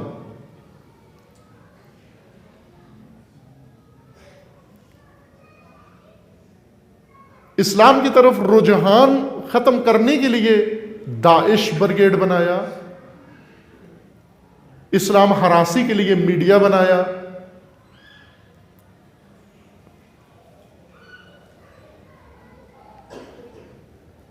جب آپ سمجھ لائیں کہ مقابلے میں کون ہے تو جنگ میں حصہ لیا جا سکتا ہے۔ ہمیں یہی نہ پتا ہو کہ مقابلے میں کون ہے، لڑنا کس سے ہے۔ بعض اہل قلم کے بقول کے جانوروں میں اللہ نے یہ حس رکھی ہے، جانور اپنے دشمن کو صحیح پہچانتا ہے، خطا نہیں کرتا۔ اگر کتے کو پتھر مارا جائے، کتا پتھر کو نہیں کاٹتا، مار کے دیکھ لیں آپ، دور کھڑے ہو کے مارنا۔ کتے کو پتھر مارے، پتھر کو نہیں کاٹتا، مگر یہ کہ باولا ہو جائے، پاگل ہو جائے کتا، پھر کر سکتا ہے یہ کام۔ لیکن جب تک نارمل ہے، کتے کو جتنے پتھر مارو وہ پتھر کو نہیں کاٹتا، چونکہ اس کو پتا ہے کہ پتھر میرا دشمن نہیں، پتھر مارنے والا میرا دشمن ہے۔ یہ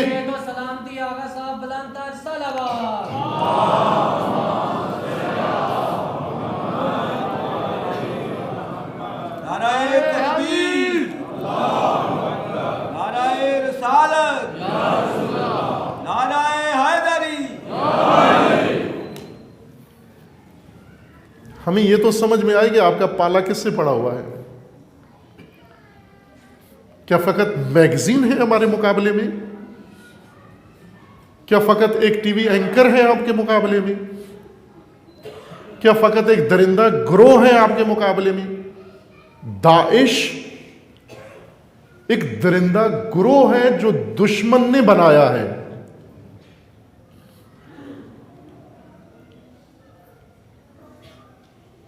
کتنی مہارت سے بنایا، کتنی صفائی سے بنایا.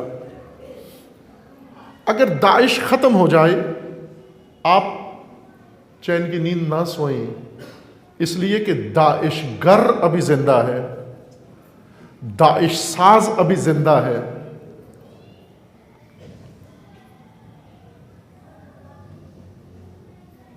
درندہ گر زندہ ہے جو بنا رہا ہے، اس کے کارخانے میں کمی نہیں ہے.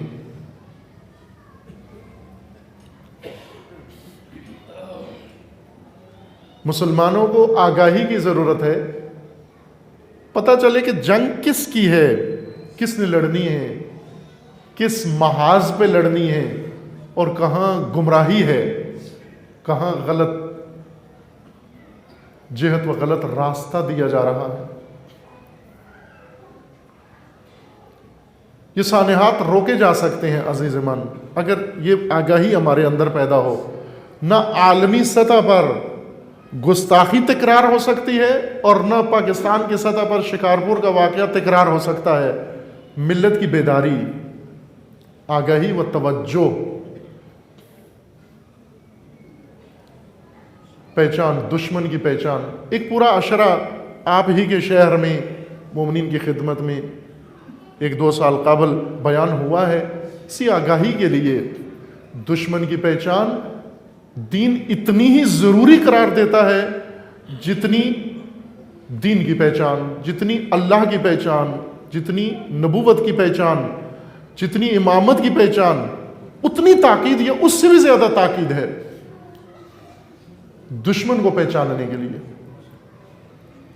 اللہ تعالیٰ نے انبیاء بھیجے، قوموں کو کہا کہ یہ نبی ہیں، ان کو پہچانو، اور ساتھ ہی کہا کہ یہ تمہارا دشمن ہے، شیطان دشمن ہے، عدو ہے، عدو مبین ہے، اس کو بھی پہچانو. حضرت آدم کو خداوند تعالیٰ نے زمین پر اتارنے سے پہلے ایک عارضی رہائش میں رکھا، باغ میں رکھا، جس میں ساری سہولتیں تھیں، ساتھ شیطان کو بھی رکھا تاکہ آدم دشمن سے آشنا ہو جائے، اس کی دشمنی کو بھی دیکھ لے. چونکہ آدم ابھی نو مخلوق ہے، ابھی خلق ہوئے ہیں، تجربہ نہیں ہے آدم کا. آگاہی ہے، علمی آگاہی ہے، تھیوری بتا دی، لیکن عمل نہیں ہوا، پریکٹیکل نہیں ہوا. یہ بتایا کہ شیطان دشمن ہے آپ کا، لیکن دشمنی کو آنکھوں سے آدم نے دیکھا نہیں، چکھا نہیں. اس کے لیے رکھا اور دشمن نے وار کیا، آدم نے چکھا. پھر اس کے بعد کبھی بھی آدم دشمن کے دھوکے میں نہیں آئے. آدمی آدم سے ہے. آدم کی پہلی آگاہی خدا شناسی کے ساتھ ساتھ دشمن شناسی ہے، دشمن کی پہچان ہے. آدمیت کا تقاضا یہ ہے اگر اولاد آدم ہو دشمن سے غفلت مت برتو.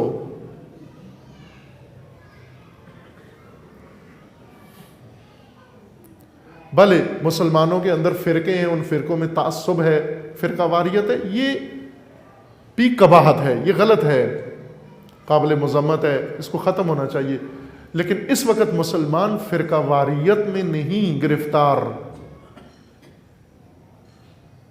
اس وقت ایک شیطانی جنگ مسلمانوں کے خلاف شروع ہے جس کے کئی برگیڈ ایک ہی ٹائم پر مصروف ہیں. ایک برگیڈ کہ اس کو میں اشارہ کرتا ہوں، کسی مناسب فرصت میں عنقریب انشاءاللہ اس کی وضاحت ہوگی. سب سے بڑا کامیاب برگیڈ شیطانی نظام کا نظام تعلیم ہے، جو آپ کی نسل اپنے اندر نگل کے اپنا حصہ بنا رہا ہے. مومن تھکتا ہے، رنج و زحمت سے مال کماتا ہے اور اپنی اولاد تربیت کرتا ہے، پالتا ہے، اور پال کر اس شیطانی نظام کے حوالے کر رہا ہے. 7 मुक़द्दस दीन से इल्तमास दुआ करता है कि ए दीन इल्तमास दुआ कि मेरा बेटा इस शैतानी सिस्टम में बहुत तरक्की करे, बड़ा आगे चला जाए। दीन को सिर्फ इसलिए रखा हुआ है कि मैंने औलाद शैतानी निज़ाम के हवाले कर दी है। ए दीन, तू भी अपना तक़द्दुस जाहिर कर और इसकी कामयाबी के लिए दुआ कर। एक बड़ा ब्रिगेड इस शैतानी निज़ाम का, मनहूस निज़ाम का, जो इस जंग में बहुत अहम किरदार अदा कर रहा है, वो ये ब्रिगेड है जिसने हमें मुकम्मल तौर पर असीर कर लिया है। अजीजान, इसलिए आप जितनी रैलियां निकालें, जितने मजम्मती बयान दें, जितने प्रेस बयानात दें, ठीक है, आप अपने आप को बरी ज़िम्मा हम समझ लेते हैं कि हमने जो करना था कर दिया है, हमने कार्रवाई डाल दी है, मुंतज़िर भी रहते हैं, अभी फलां ने रैली नहीं निकाली, फलां ने नहीं निकाली, वो निकाल दी, बस ठीक हो गया, खाना पूरी हो गई। जंग खाना पूरियों से नहीं लड़ी जाती, असलहे की जंग है, असलहे से जवाब दो। लेकिन अगर रहबर मुअज़्ज़म जैसे फरमाते हैं कि ये कल्चरल वार है, ये तहजीबों का तसादुम है, तहजीबों के तसादुम को जंग के आला अफसरान चाहिए। कौन? वो बंदूक गनमैन नहीं है जो तहजीबों की जंग जीत सके, वो शमशीर जन नहीं है जो तहजीबों की जंग जीत सके।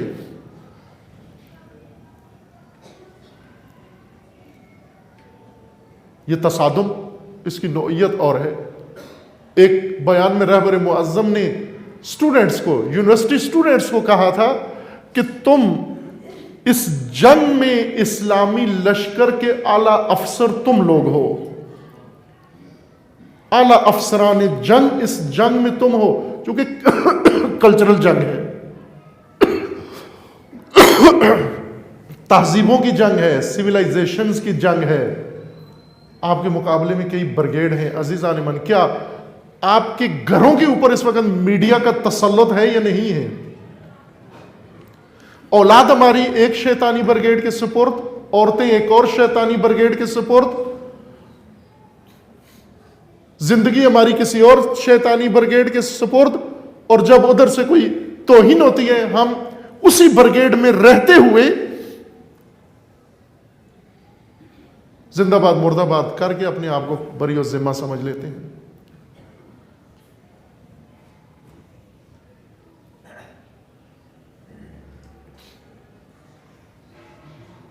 असीर करके इस्लाम को और इल्तमास से दुआ करते हैं अपनी गैर दीनी हयात के लिए।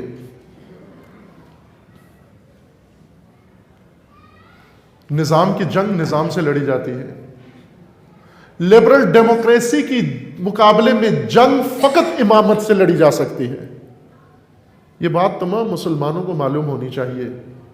और तशय्यो का फरीज़ा यह है कि मुसलमान को यह बावर कराए इलाही निज़ाम ही शैतानी निज़ाम के मुकाबले में इस्तकामत दिखा सकता है।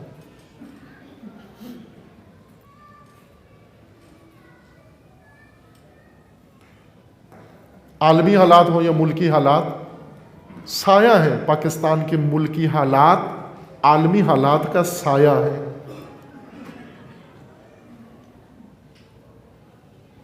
और तशय्यो वो रायगान खून है, सस्ता व मुफ्त, जिसे ट्रेनिंग के लिए भी बहाना, कोई खर्चा नहीं होता उनका, उसके ऊपर कोई मुश्किल पेश नहीं आती उन्हें। हर शैतानी मंसूबा शुरू तशय्यो से करते हैं, तशय्यो के कत्लेआम से करते हैं।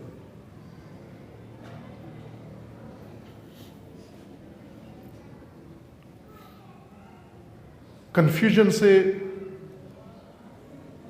बात बनती नहीं है। एक बुल्ले शाह का पंजाबी शेर है, वो याद होगा आपको।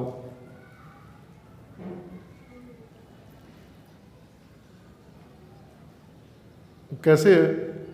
मके जायो गल मुकदी नहीं जी, मक्के की मुकदी दिलो ना मकाई।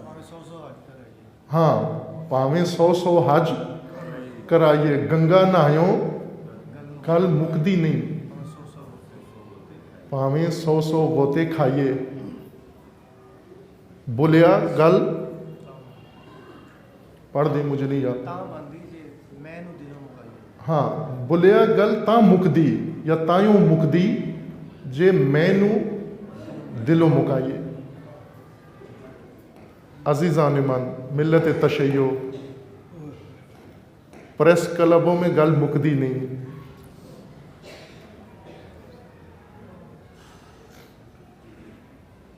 ان ظاہری حرکتوں سے گل مکدی نہیں، گل مکدی ہے لیکن کیسے؟ جب وہ پرچم ہاتھ میں اٹھاؤ دلیری کے ساتھ، شجاعت کے ساتھ، ہمت کے ساتھ، پھر بات بنتی ہے، ویسے نہیں بنتی بات۔ اگر بات بننی ہوتی تو 60 سال میں پاکستان میں بن چکی ہوتی، چونکہ یہ سارے کام ہم کر چکے ہیں، ہم ووٹیں دے چکے ہیں۔ کوئی بھی بزرگ یہاں بیٹھے ابھی تک کتنی الیکشن لڑ چکے ہیں بحیثیت ووٹر و بحیثیت سپورٹر۔ اگر بات بننی ہوتی تو ابھی تک بن جاتی۔ ہم ہر حربہ آزما چکے ہیں، اگر بات بننی ہوتی تو بن جاتی۔ بات بنتی ہے، کیسے بنتی ہے؟ بلے شاہ گل مکدی ہے کب؟ جیسے دوسروں نے بنائی ہے، جیسے امام خمینی نے بنائی ہے، جیسے سید نصر اللہ نے بنائی ہے۔ یہ بات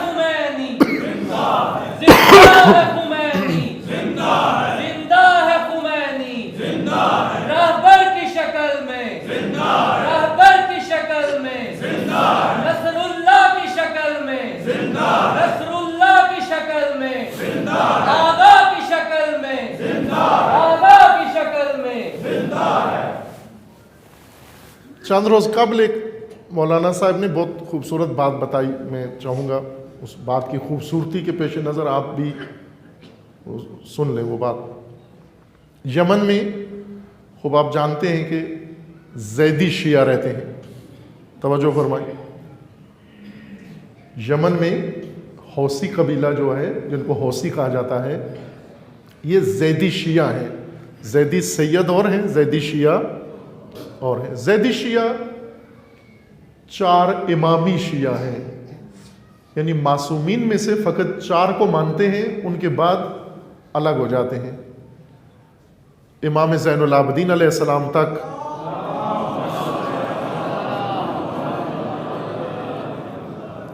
یہ مانتے ہیں، پھر امام چہارم کے بعد امام کے فرزند زید بن علی، سید ساجدین کے ایک بیٹے تھے جن کا نام زید تھا، شہید، زید شہید، ان کو امام مانتے ہیں۔ امام باقر کو امام نہیں مانتے علیہ الصلوۃ والسلام۔ یہاں سے الگ ہو جاتے ہیں، اثنا عشریوں سے جدا ہو جاتے ہیں۔ اور اسماعیلی 6 امامی ہیں، 6 ائمہ تک آپ کے ساتھ ہیں، اور 6ٹھے امام سے وہ الگ ہو جاتے ہیں۔ وہ امام علیہ السلام کے فرزند اسماعیل کو، اسماعیل ابن جعفر کو امام مانتے ہیں، وہ موسیٰ ابن جعفر کو امام نہیں مانتے۔ یہ 6 امامی ہیں، وہ 4 امامی ہیں ہمارے نزدیک، چونکہ 4 ائمہ تک ہمارے ساتھ ہیں، پھر الگ ہو جاتے ہیں۔ ان کے جس طرح 6 امامیوں کا ایک اپنا کرائٹیریا ہے، ان کے ہاں امامت جاری ہے دونوں شیعہ مسلک میں۔ ان کے امام غائب نہیں ہیں، دونوں کے امام حاضر ہیں، موجود ہیں، اور اپنے ساتھ شرائط کے ساتھ وہ امامت کے سلسلے کو اس طرح سے جاری رکھے ہوئے ہیں۔ اثنا عشری میں چونکہ نصوص دینیہ گواہ ہیں کہ 12 امام ہیں، وہ 12ویں امام اثنا عشریوں کے نزدیک پردہ غیبت میں ہیں، ظہور فرمائیں گے، یہ عصر غیبت ہے، ان کا نہیں ہے عصر غیبت۔ 6 امامی اور 4 امامی، ان کا عصر غیبت نہیں، ان کا عصر ظہور ہے، ان کے امام موجود ہیں۔ پرنس کریم آغا خان پیرس نشین، وہ اسماعیلیوں کا امام ہے، اور زیدیوں کے امام کے بارے میں یہ بات خوبصورت تھی، میں آپ کو بتاتا ہوں۔ ان کے امام کی خصوصیات ان کے مذہب کے مطابق ہیں کہ وہ امام حسینی ہونا چاہیے، امام حسین علیہ السلام کی اولاد سے ہو، سید ہو، شجاع ہو، دلیر ہو، نڈر ہو، یہ ان کے مذہب کی خصوصیات ہیں، اور مبارز و مجاہد ہو۔ خوب ظاہر ہے کہ یمن ایک ایسا ملک تھا کہ جس میں یہ شیعہ عرصے سے بلکہ صدیوں سے مغلوب رہے ہیں، دبے ہوئے تھے۔ ایک طرف سے سعودی دبدبا تھا ان کے اوپر، اور دوسری طرف سے خود یمن کے اندر باقی قبائلی نظام ہے یمن کے اندر، اس قبائلی سسٹم میں یہ بہت ہی پسماندہ، فقیر اور دور دراز علاقوں میں، پہاڑوں میں، صحراؤں میں، ترقی یافتہ قبائل میں شمار نہیں ہوتے تھے۔ یہ انقلاب اسلامی کے بعد سے ان کے اندر کچھ بیداری شروع ہوئی، لیکن اس آخری چند سالوں میں انہیں موقع ملا پنپنے کا اور منظم ہونے کا۔ نتیجتاً آج آپ دیکھ رہے ہیں کہ عملی طور پر اس وقت یمن انہی کے کنٹرول میں ہے، صنعاء پر ان کا قبضہ ہے اس وقت، اور اس وقت حکومت بنانے کی پوزیشن میں ہے۔ ظاہر ہے یمن کے مستقبل میں اب ان کا بہت اہم رول ہے۔ اس وقت تک یمن کے حاکم ہیں یہ موجودہ دنوں میں، چونکہ کابینہ نے استعفیٰ دے دیا، صدر وزیر اعظم صاحب نے، انہی حوثیوں کے ہی یہ سعودی بارڈر کی طرف لگتے ہیں، لیکن صنعاء پر انہوں نے جا کر عوامی حمایت کے ساتھ پورے ملک پر اس وقت گویا قابض ہیں یا حاکم ہے اس کے، ابھی حکومت بنائی نہیں انہوں نے۔ اس مقام تک پہنچے کیسے؟ 4 امامی، میں 12 امامیوں کو سمجھا رہا ہوں، 4 امامی شیعہ کہاں پہنچا، کہاں سے شروع کیا، کہاں پہنچا؟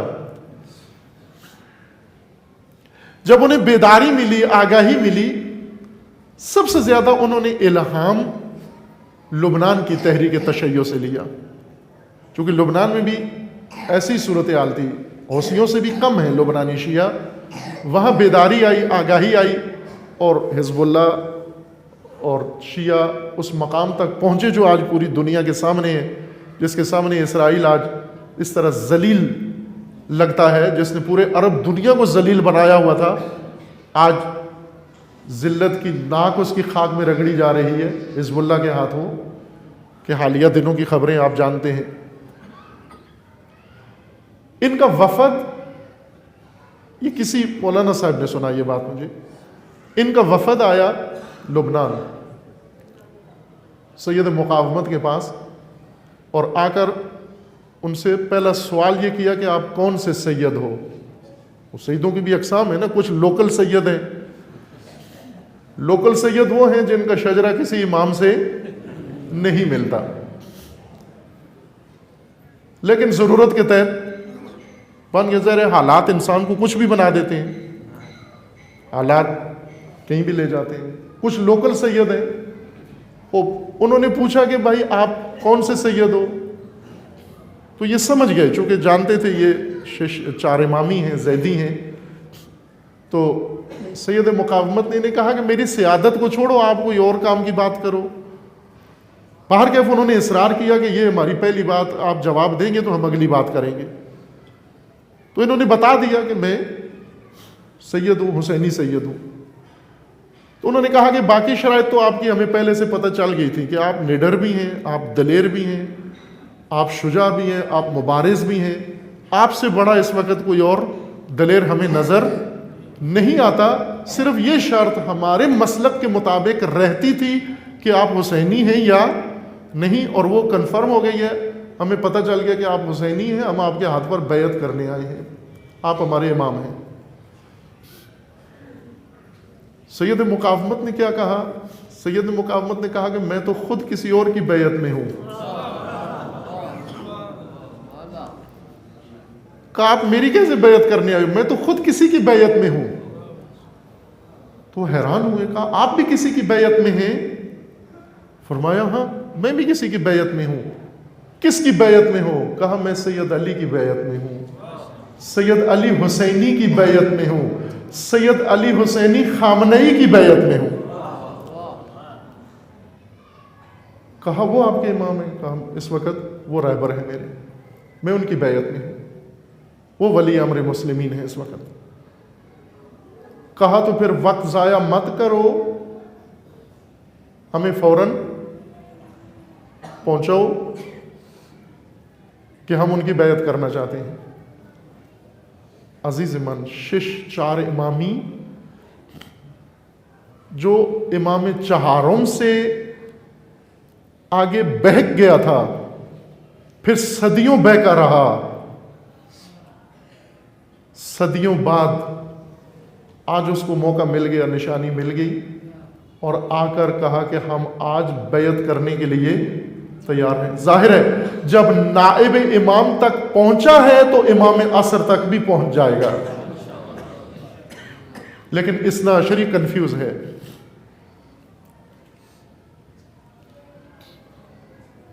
چند روز قبل گلگت بلتستان کے کچھ جوانان، چونکہ وہاں الیکشن ہونے والے ہیں ابھی عنقریب اور تیاریاں ہو رہی ہیں الیکشن کے لیے، تو وہ اسی موضوع پر ان سے میں نے ایک سوال کیا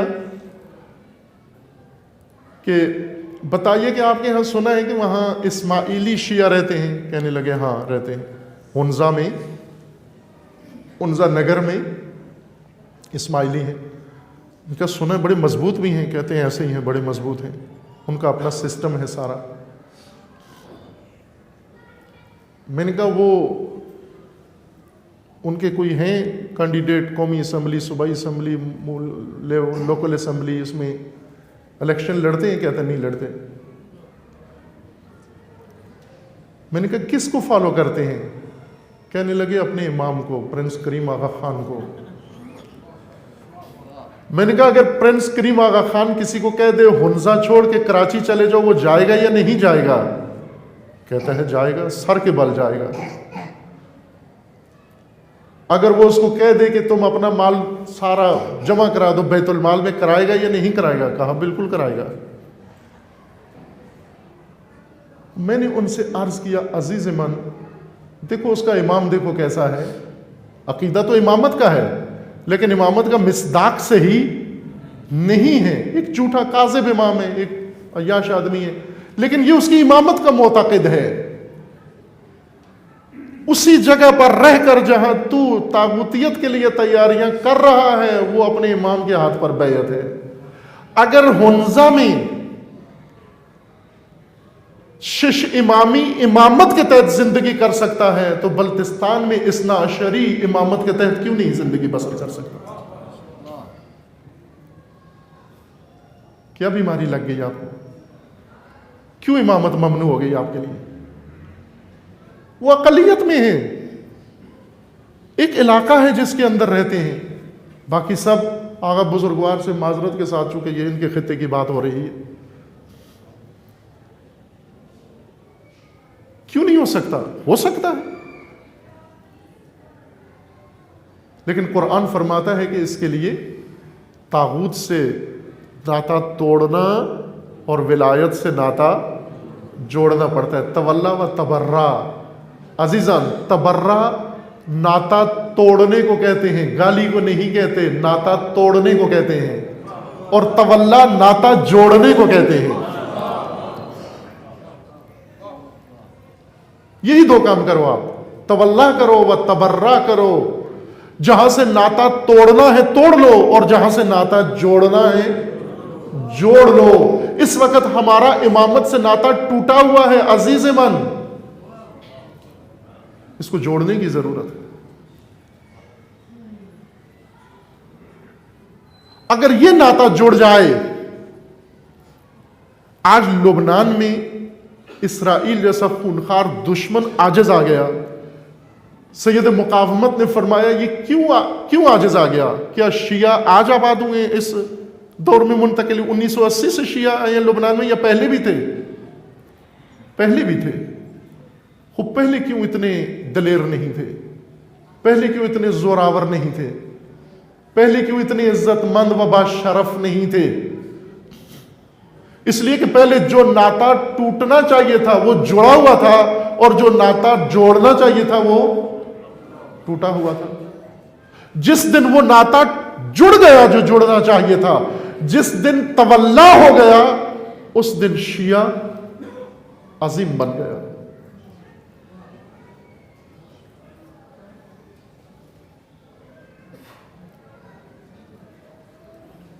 جو ناطا ٹوٹنا چاہیے تھا ٹوٹ گیا. یمن میں آج ہونے جا رہا ہے. پاکستان میں زیادہ سخت ہے، یہ ناطا جوڑنا زیادہ سخت ہے، اس لیے کہ یہاں طاغوتیت راسخ تر ہے. بہت گہری جڑیں ہیں طاغوتیت کی، دلوں کے اندر اتری ہوئی ہیں، مزاجوں میں اتری ہوئی ہیں. آج داعش رخ کرتی ہے لبنان کا، منہ کی کھانا پڑتی ہے اس کو.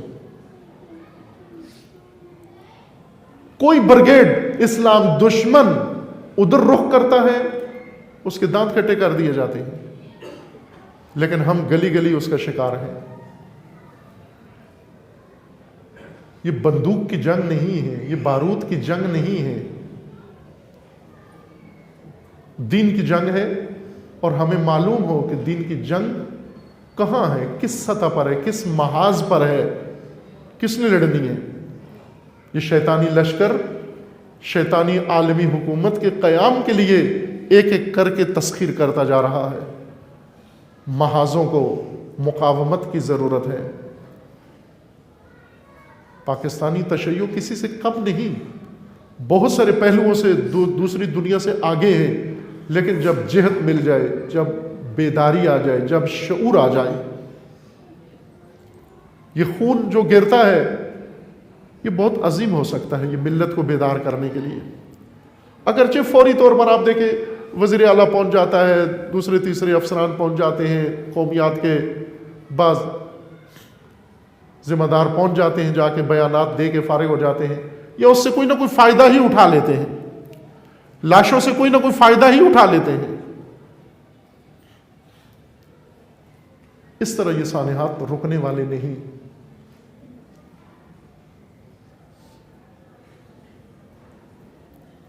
اس دور میں آسان ہے یہ کام کرنا، آگاہی کے مواقع زیادہ ہیں، رہبروں کا پیغام آسانی سے پہنچ سکتا ہے آپ تک. رہبر معظم نے اس پیرس گستاخی کے جواب میں ایک خط لکھا یورپی جوانوں کو. اس کے اندر مقابلے کے لیے یورپی جوانوں کو اسلام شناسی کا تعارف کروایا. فرمایا رہبر نے کہ اس اسلام ہراسی کا مقابلہ اسلام شناسی سے کرو. اسلام شناسی کے لیے خوبصورت نکتہ مقام معظم رہبری نے یہ بیان فرمایا کہ بلا واسطہ اسلام شناسی. یہ اہم ہے، پاکستانیوں کے لیے بہت اہم ہے یہ نکتہ.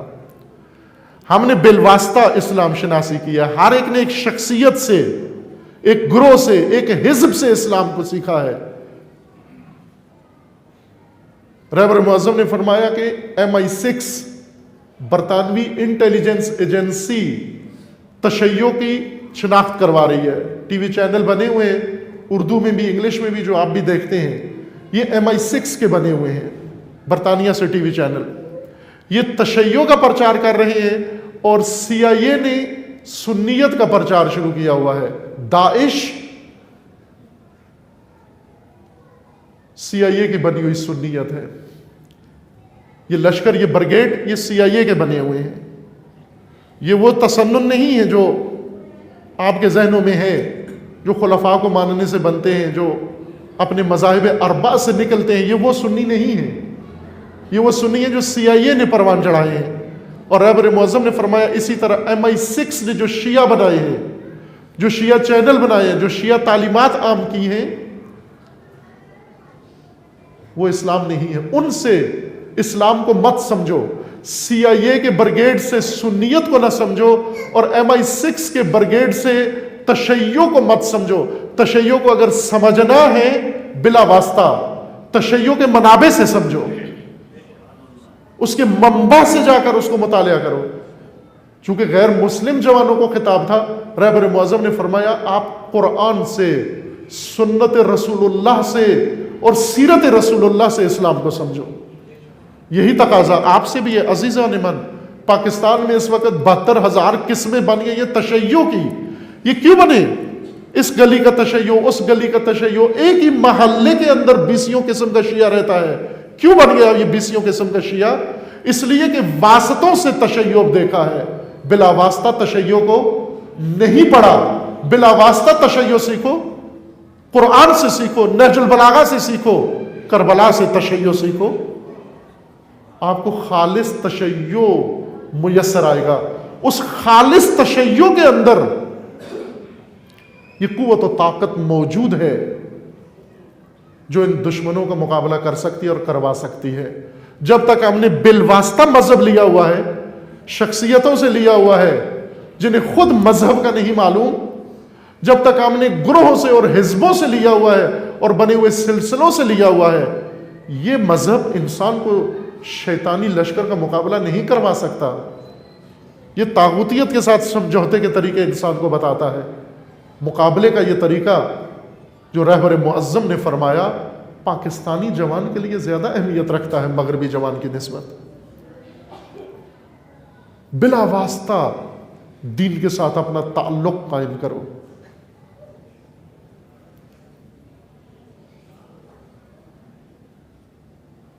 سر نیچے کر کے رہنا، یہ واقعہ ہو گیا، سکور کرتے رہنا، اس میں کتنے شہید ہوئے ایس ایم ایس کرتے رہنا، ابھی تعداد کتنی ہو گئی، ابھی کتنی ہو گئی، یہ نہیں ہے حق۔ واقعات میں اعداد و شمار جمع کرتے رہنا، اس کو فیس بک پہ شیئر کرتے رہنا آپس میں ایک دوسرے کے ساتھ، یہ مقابلے کا طریقہ نہیں ہے۔ جب کربلا ہے آپ کے پاس، مکتب ہے آپ کے پاس، دلیل ہے آپ کے پاس، روشنی ہے آپ کے پاس، چراغ ہے آپ کے پاس، اس چراغ سے روشنی نہیں لے رہے۔ ان الحسین مصباح الہدی والسفینۃ النجات، نجات کی کشتی بھی ہے اور چراغ بھی ہے۔ ان ظلمتوں کے اندر بھٹکنے کے بجائے اس چراغ سے روشنی لیں ہم۔ اربعین کی مجلس میں نے عرض کیا مومنین کی خدمت میں کہ قرآن کریم میں اللہ تعالیٰ نے حضرت موسیٰ کو آزمائشوں کے بعد بلایا معراج پر، اور جب موسیٰ پہنچے وہاں پر حکم آیا انی انا اللہ یا موسیٰ، اے موسیٰ میں ہوں تیرا خدا۔ یہ آگ نہیں ہے، یہ نور ہے اللہ کا جس کی کشش نے تجھے کھینچا ہے۔ انکا بالواد المقدس طویٰ، تو وادی مقدس میں آ گیا ہے۔ فخلا نعلیکا، اپنے نعلین اتار دو، وادی مقدس میں آ گئے ہو۔ موسیٰ گئے تاکہ میں ایک اقتباس اپنے گھر کے فیملی کے لیے کچھ لے کر آؤں، کھانے پینے کے لیے اقتباس لے کر آؤں، لیکن وہ نور الہی نور تھا اور اس نور سے موسیٰ اقتباس لے کر آئے۔ اقتباس، قبس عربی زبان میں اس آگ کے انگارے کو کہتے ہیں جو پرانے زمانوں میں ایک گھر میں آگ جلتی تھی اور دوسرے محلے والے جلتا ہوا انگارہ اٹھا کے لے جاتے تھے اپنے چولہے تنور کو جلانے کے لیے۔ اس کو عرب جلتے ہوئے سرخ انگارے کو، اگر وہ انگارہ اسی چولہے میں پڑا رہے اس کو قبس نہیں کہتے، اگر وہ جل کے وہیں راکھ ہو جائے اس کو قبس نہیں کہتے۔ قبس وہاں سے جلتی ہوئی آگ سے وہ انگارہ اٹھایا جائے اور جہاں آگ نہیں ہے، روشنی نہیں ہے، اس آگ سے وہ آگ جلائی جائے، اس کو قبس کہتے ہیں، اور اس عمل کو اقتباس کہتے ہیں۔ موسیٰ گئے اقتباس کے لیے، یہ نور لینے کے لیے، اور اللہ نے فرمایا کہ اے موسیٰ تو آیا ہے اپنی فیملی کے لیے سہولت ڈھونڈنے کے لیے، جبکہ خدا نے تجھے امامت عطا کی ہے، تجھے نجات امت کے لیے قبس عطا کرنا ہے۔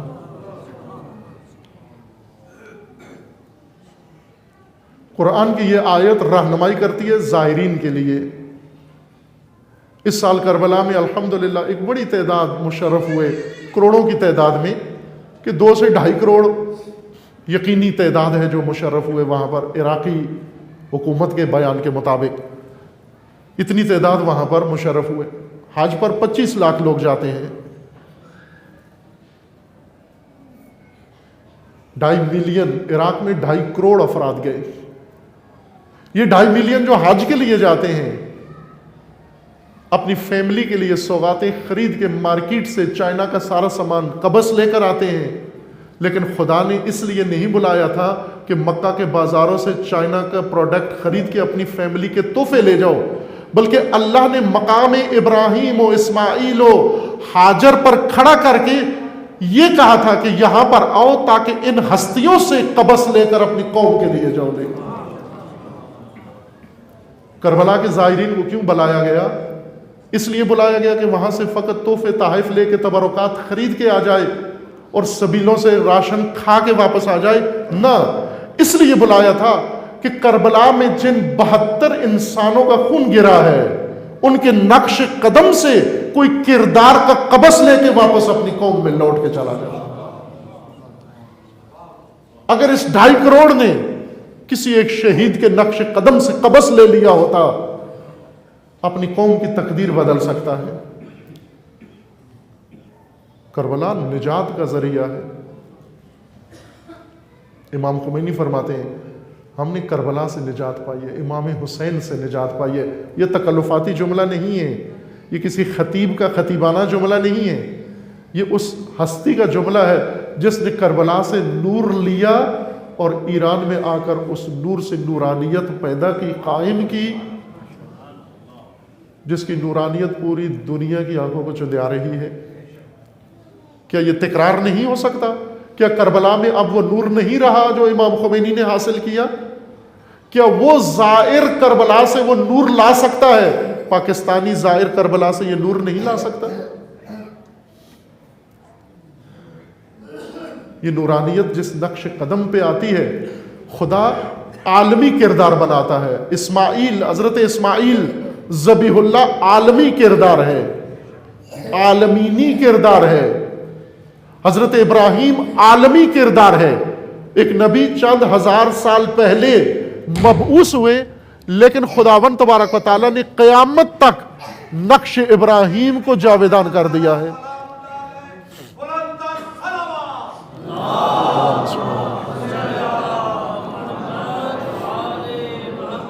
حضرت ابراہیم قیامت تک چراغ راہ ہیں الہی راہ کے. حضرت ہاجر قیامت تک چراغ راہ ہیں، اور شہداء کربلا قیامت تک کے لیے کردار ہیں.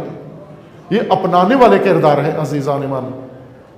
خدا ان کرداروں کو کیوں قیامت تک دائمی رکھنا چاہتا ہے اور ساری امت کو دعوت دیتا ہے کہ آؤ وَأَذِّن فِي النَّاسِ، لوگوں میں اعلان کرو، آؤ ان سرزمینوں پر آؤ اور یہاں سے اپنی ملت کے لیے قبض لے کر جاؤ.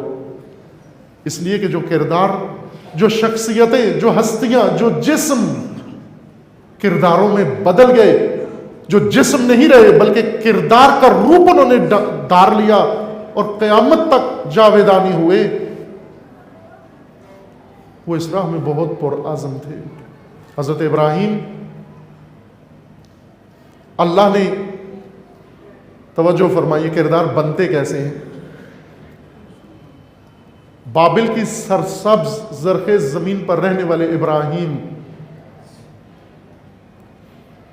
82 سال کی عمر میں اولاد ملتی ہے، بچہ پیدا ہوتا ہے، شیرخارگی میں حکم ہوتا ہے سرزمین زرخیز کو ترک کرو اور لم یزرع سرزمین پر جا کر ان کو چھوڑاؤ جہاں انسان نہیں بستے، جہاں پانی نہیں برستا، جہاں فصل نہیں اگتی، سنگلاخ وادی میں جا کر. اس لیے کہ ابراہیم سرسبز کھیتوں میں رہ کر، ممکن ہے تم دہقانوں کو، کسانوں کو سمجھو کہ رزق یہ پیدا کر رہے ہیں، سنگلاخ سرزمین پر جا کر اپنی زوجہ و شیرکار کو رکھ کر ثابت کر دو کہ رازق تمہارا اللہ ہے. یہ کھیت نہیں ہے، یہ دہقان نہیں ہے، یہ غلہ منڈیاں نہیں ہیں. ابراہیم لے گئے شیرخوار کو ماں سمیت اس سرزمین پر رکھا اور چھوڑ کے آ گئے واپس. چند ٹائم کا غزا تھی، چند ٹائم کی، نہ چند دنوں کی، چند وقتوں کا کھانا اور پانی جو شیرخوار اور ماں نے صرف کر دیا ختم ہو گیا. بچہ بھوکا ہوا پیاسا رونا شروع کیا, تل ملاتا رہا. ماں کی ممتا حرکت میں آئی, پانی تلاش کرنے لگی. یہ دو پہاڑیاں جن کا نام صفا و مروہ ہے, جہاں ثواب کے لیے جاتے ہو, جہاں پر بیٹھ کر حاجتیں مانگتے ہو, یہ ایک ماں کے نقش قدم ہیں, ایک عورت کے نقش قدم ہیں, ایک خاتون کے نقش قدم ہیں, ایک ایمانی عورت کے, ایک مومنہ عورت کے نقش قدم ہیں. صفا پہ گئی, جا کر ندا دی, آواز نہیں آئی. مروہ پہ گئی, وہاں پر ندا دی, آواز نہیں آئی. صفا پہ ندا دی, مروہ پہ ندا دی, آواز نہیں آئی. 7 دفعہ دوڑی. آج کی طرح ماربل لگا ہوا نہیں تھا جو ابھی آپ کو ملتا ہے. وہاں پر ایک بڑی ہموار وادی ہے, اس کے درمیان 0.25 کلومیٹر ظاہراً بنتا ہے وہاں ایک طرف کا روٹ. 7 دفعہ آئی اور گئی. جبرائیل آئے اور آ کر پوچھا کہ کون ہو؟ جواب دیا زوجہ ابراہیم. کہا تمہارا مرد کدھر گیا ہے؟ ہمیں چھوڑ کے چلے گئے. کس کے سہارے چھوڑ کے چلے گئے؟ کہا اللہ کے سپرد کر کے چلے گئے.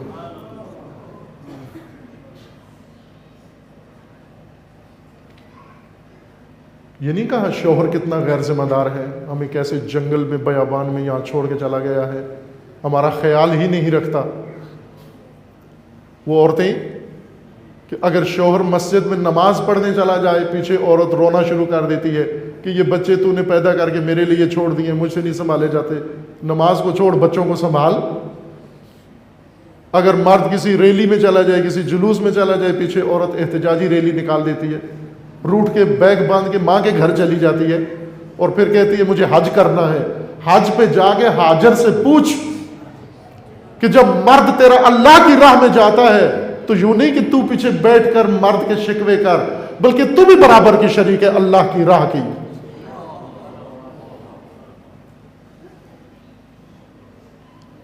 ہاجر کا امتحان ختم ہوا اور اسماعیل نے ایڑیاں رگڑی, پتھروں سے پانی نکلا, جو معجزہ ہے اللہ کا. اور آج تک وہ پانی اس سنلاخ زمین سے جہاں بورنگ آج بھی نہیں کر سکتے, سمندر کا پانی صاف کر کے لاتے ہیں, آج بھی نہیں نکلتا پانی, لیکن یہ چشمہ وہاں سے پھوٹا اور ابھی تک جاری ہے. وہ ساری یہ انسانوں کو, مسلمانوں کو کچھ بتانے کے لیے ہے. عزیز من, اور اس سے بڑا معرکہ کربلا میں ہوا, اس سے بڑا معرکہ کربلا میں ہوا. کربلا میں بھی تو یہی ہوا نا کہ مدینہ میں ایک خوش و خرم خاندان مدینہ میں زندگی بسر کر رہا تھا, آسائش و آرام کے سائے میں آپس میں مل بیٹھ کے رہ رہے تھے. لیکن ندا آئی, اے ذبح عظیم, وہ قربانی جو تیری جد سے چھڑا دی گئی تھی اس کی تکمیل کا وقت آ گیا ہے. راہ ابراہیم ظلمانی ہو گئی ہے, اندھیرا چھا گیا ہے, اس کو ایک روشن تر چراغ کی ضرورت ہے. نور ابراہیمی گویا لوگوں نے بلا دیا ہے, بجھا دیا ہے, اس نور میں تازگی لانے کی ضرورت ہے. اور یہ وہ چراغ ہے جس میں تیل نہیں ڈلتا, جس میں لہو گرتا ہے. کون سا لہو گرتا ہے؟ پاک ترین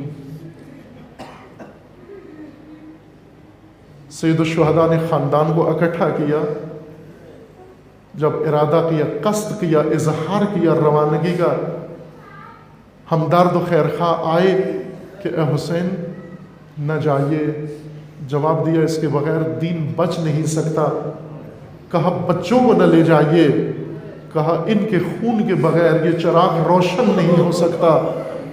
اور پھر جب جناب ام سلمہ نے کہا کہ اے حسین ان بیویوں کو لے کر نہ جائیے, تو فرمایا ان کی چادروں کے بغیر دین بچ نہیں سکتا. اور یہ خاندان, یہ پاکیزہ خاندان, یہ مطہر خاندان, یہ عصمت کا خاندان لے کر حسین آرام کی سرزمین سے کرب و بلا کی سرزمین پر آ پہنچے، جہاں کرب ہے، جہاں بلا ہے، جہاں تیر ہیں، جہاں زخم ہیں، اور اب ایک ایک فرد کا امتحان شروع ہوتا ہے۔ شیرخوار ابراہیم کا ایڑیاں رگڑتا ہے، لیکن ابراہیم دیکھ نہیں رہے ہیں، ماں بھی دور ہے، اور پھر بچے کی پیاس بجھ جاتی ہے چونکہ زمزم پھوٹ آتا ہے، لیکن جب حسین کا شیرخوار ایڑیاں رگڑتا ہے، اس وقت راوی کیا لکھتا ہے؟ راوی یہ لکھتا ہے کہ حسین کے ہاتھوں پہ بچہ ایسے تڑپ رہا تھا جیسے مچھلی پانی سے باہر آ کر تڑپتی ہے۔ وہ ایڑیاں رگڑنا کہاں، اور اسماعیل کا ایڑیاں رگڑنا کہاں، اور ہاجر جو صفا سے مروہ اور مروہ سے صفا پر جا کر ندائیں لگا رہی تھی، حل من مونس و حل من انیس، کوئی مونس و انیس ہے، لیکن فخر ہاجر تل زینبیہ میں کھڑے ہو کر جو منظر دیکھ رہی تھی، فریادیں لگا رہی تھی، واہ حسین، واہ محمد، واہ علی، واہ فاطمہ، واہ مصیبت۔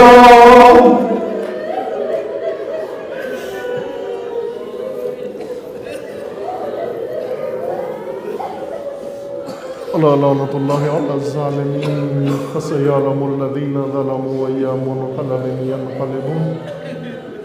اللہم بحق اسمک العظیم الاعظم الاعز الاجل الاکرم، یا اللہ یا اللہ یا اللہ یا اللہ یا اللہ یا اللہ یا اللہ یا اللہ یا اللہ۔ خدا بندہ بحق محمد و آل محمد ہمارے اس قلیل سے ذکر کو اپنی بارگاہ میں قبول فرما، مومنین کے اس اخلاص و خلوص کو شرف قبولیت عطا فرما، جو مومنین اس دنیا سے رحلت کر کے انہیں جوار رحمت میں مقام نصیب فرما۔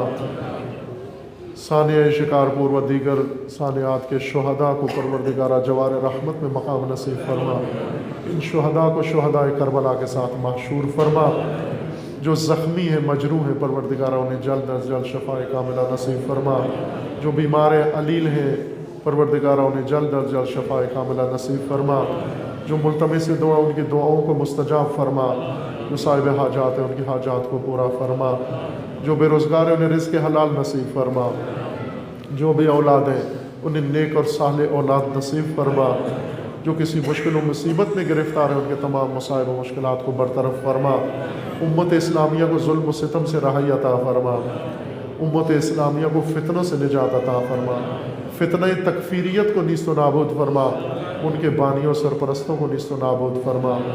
خدا بندہ بحق محمد و آل محمد حزب اللہ کو کامیابی عطا فرما، سید مقاومت سید حسن نصر اللہ کی حفاظت فرما، رہبر معظم انقلاب اسلامی کا سایہ دراز فرما، انقلاب اسلامی کو دشمنوں کے شر سے محفوظ فرما، انقلاب اسلامی کو انقلاب امام زمان سے متصل فرما، مملکت پاکستان کی حفاظت فرما، اس ملک کو اندرونی بیرونی دشمنوں کے شر سے محفوظ فرما، ملک کے اندر امن و امان قائم فرما، دہشت گردی، فرقہ واریت، فتنہ و فساد و نفاق پھیلانے والوں کو نیست و نابود فرما، ان کے حامیوں سرپرستوں کو رسوا فرما۔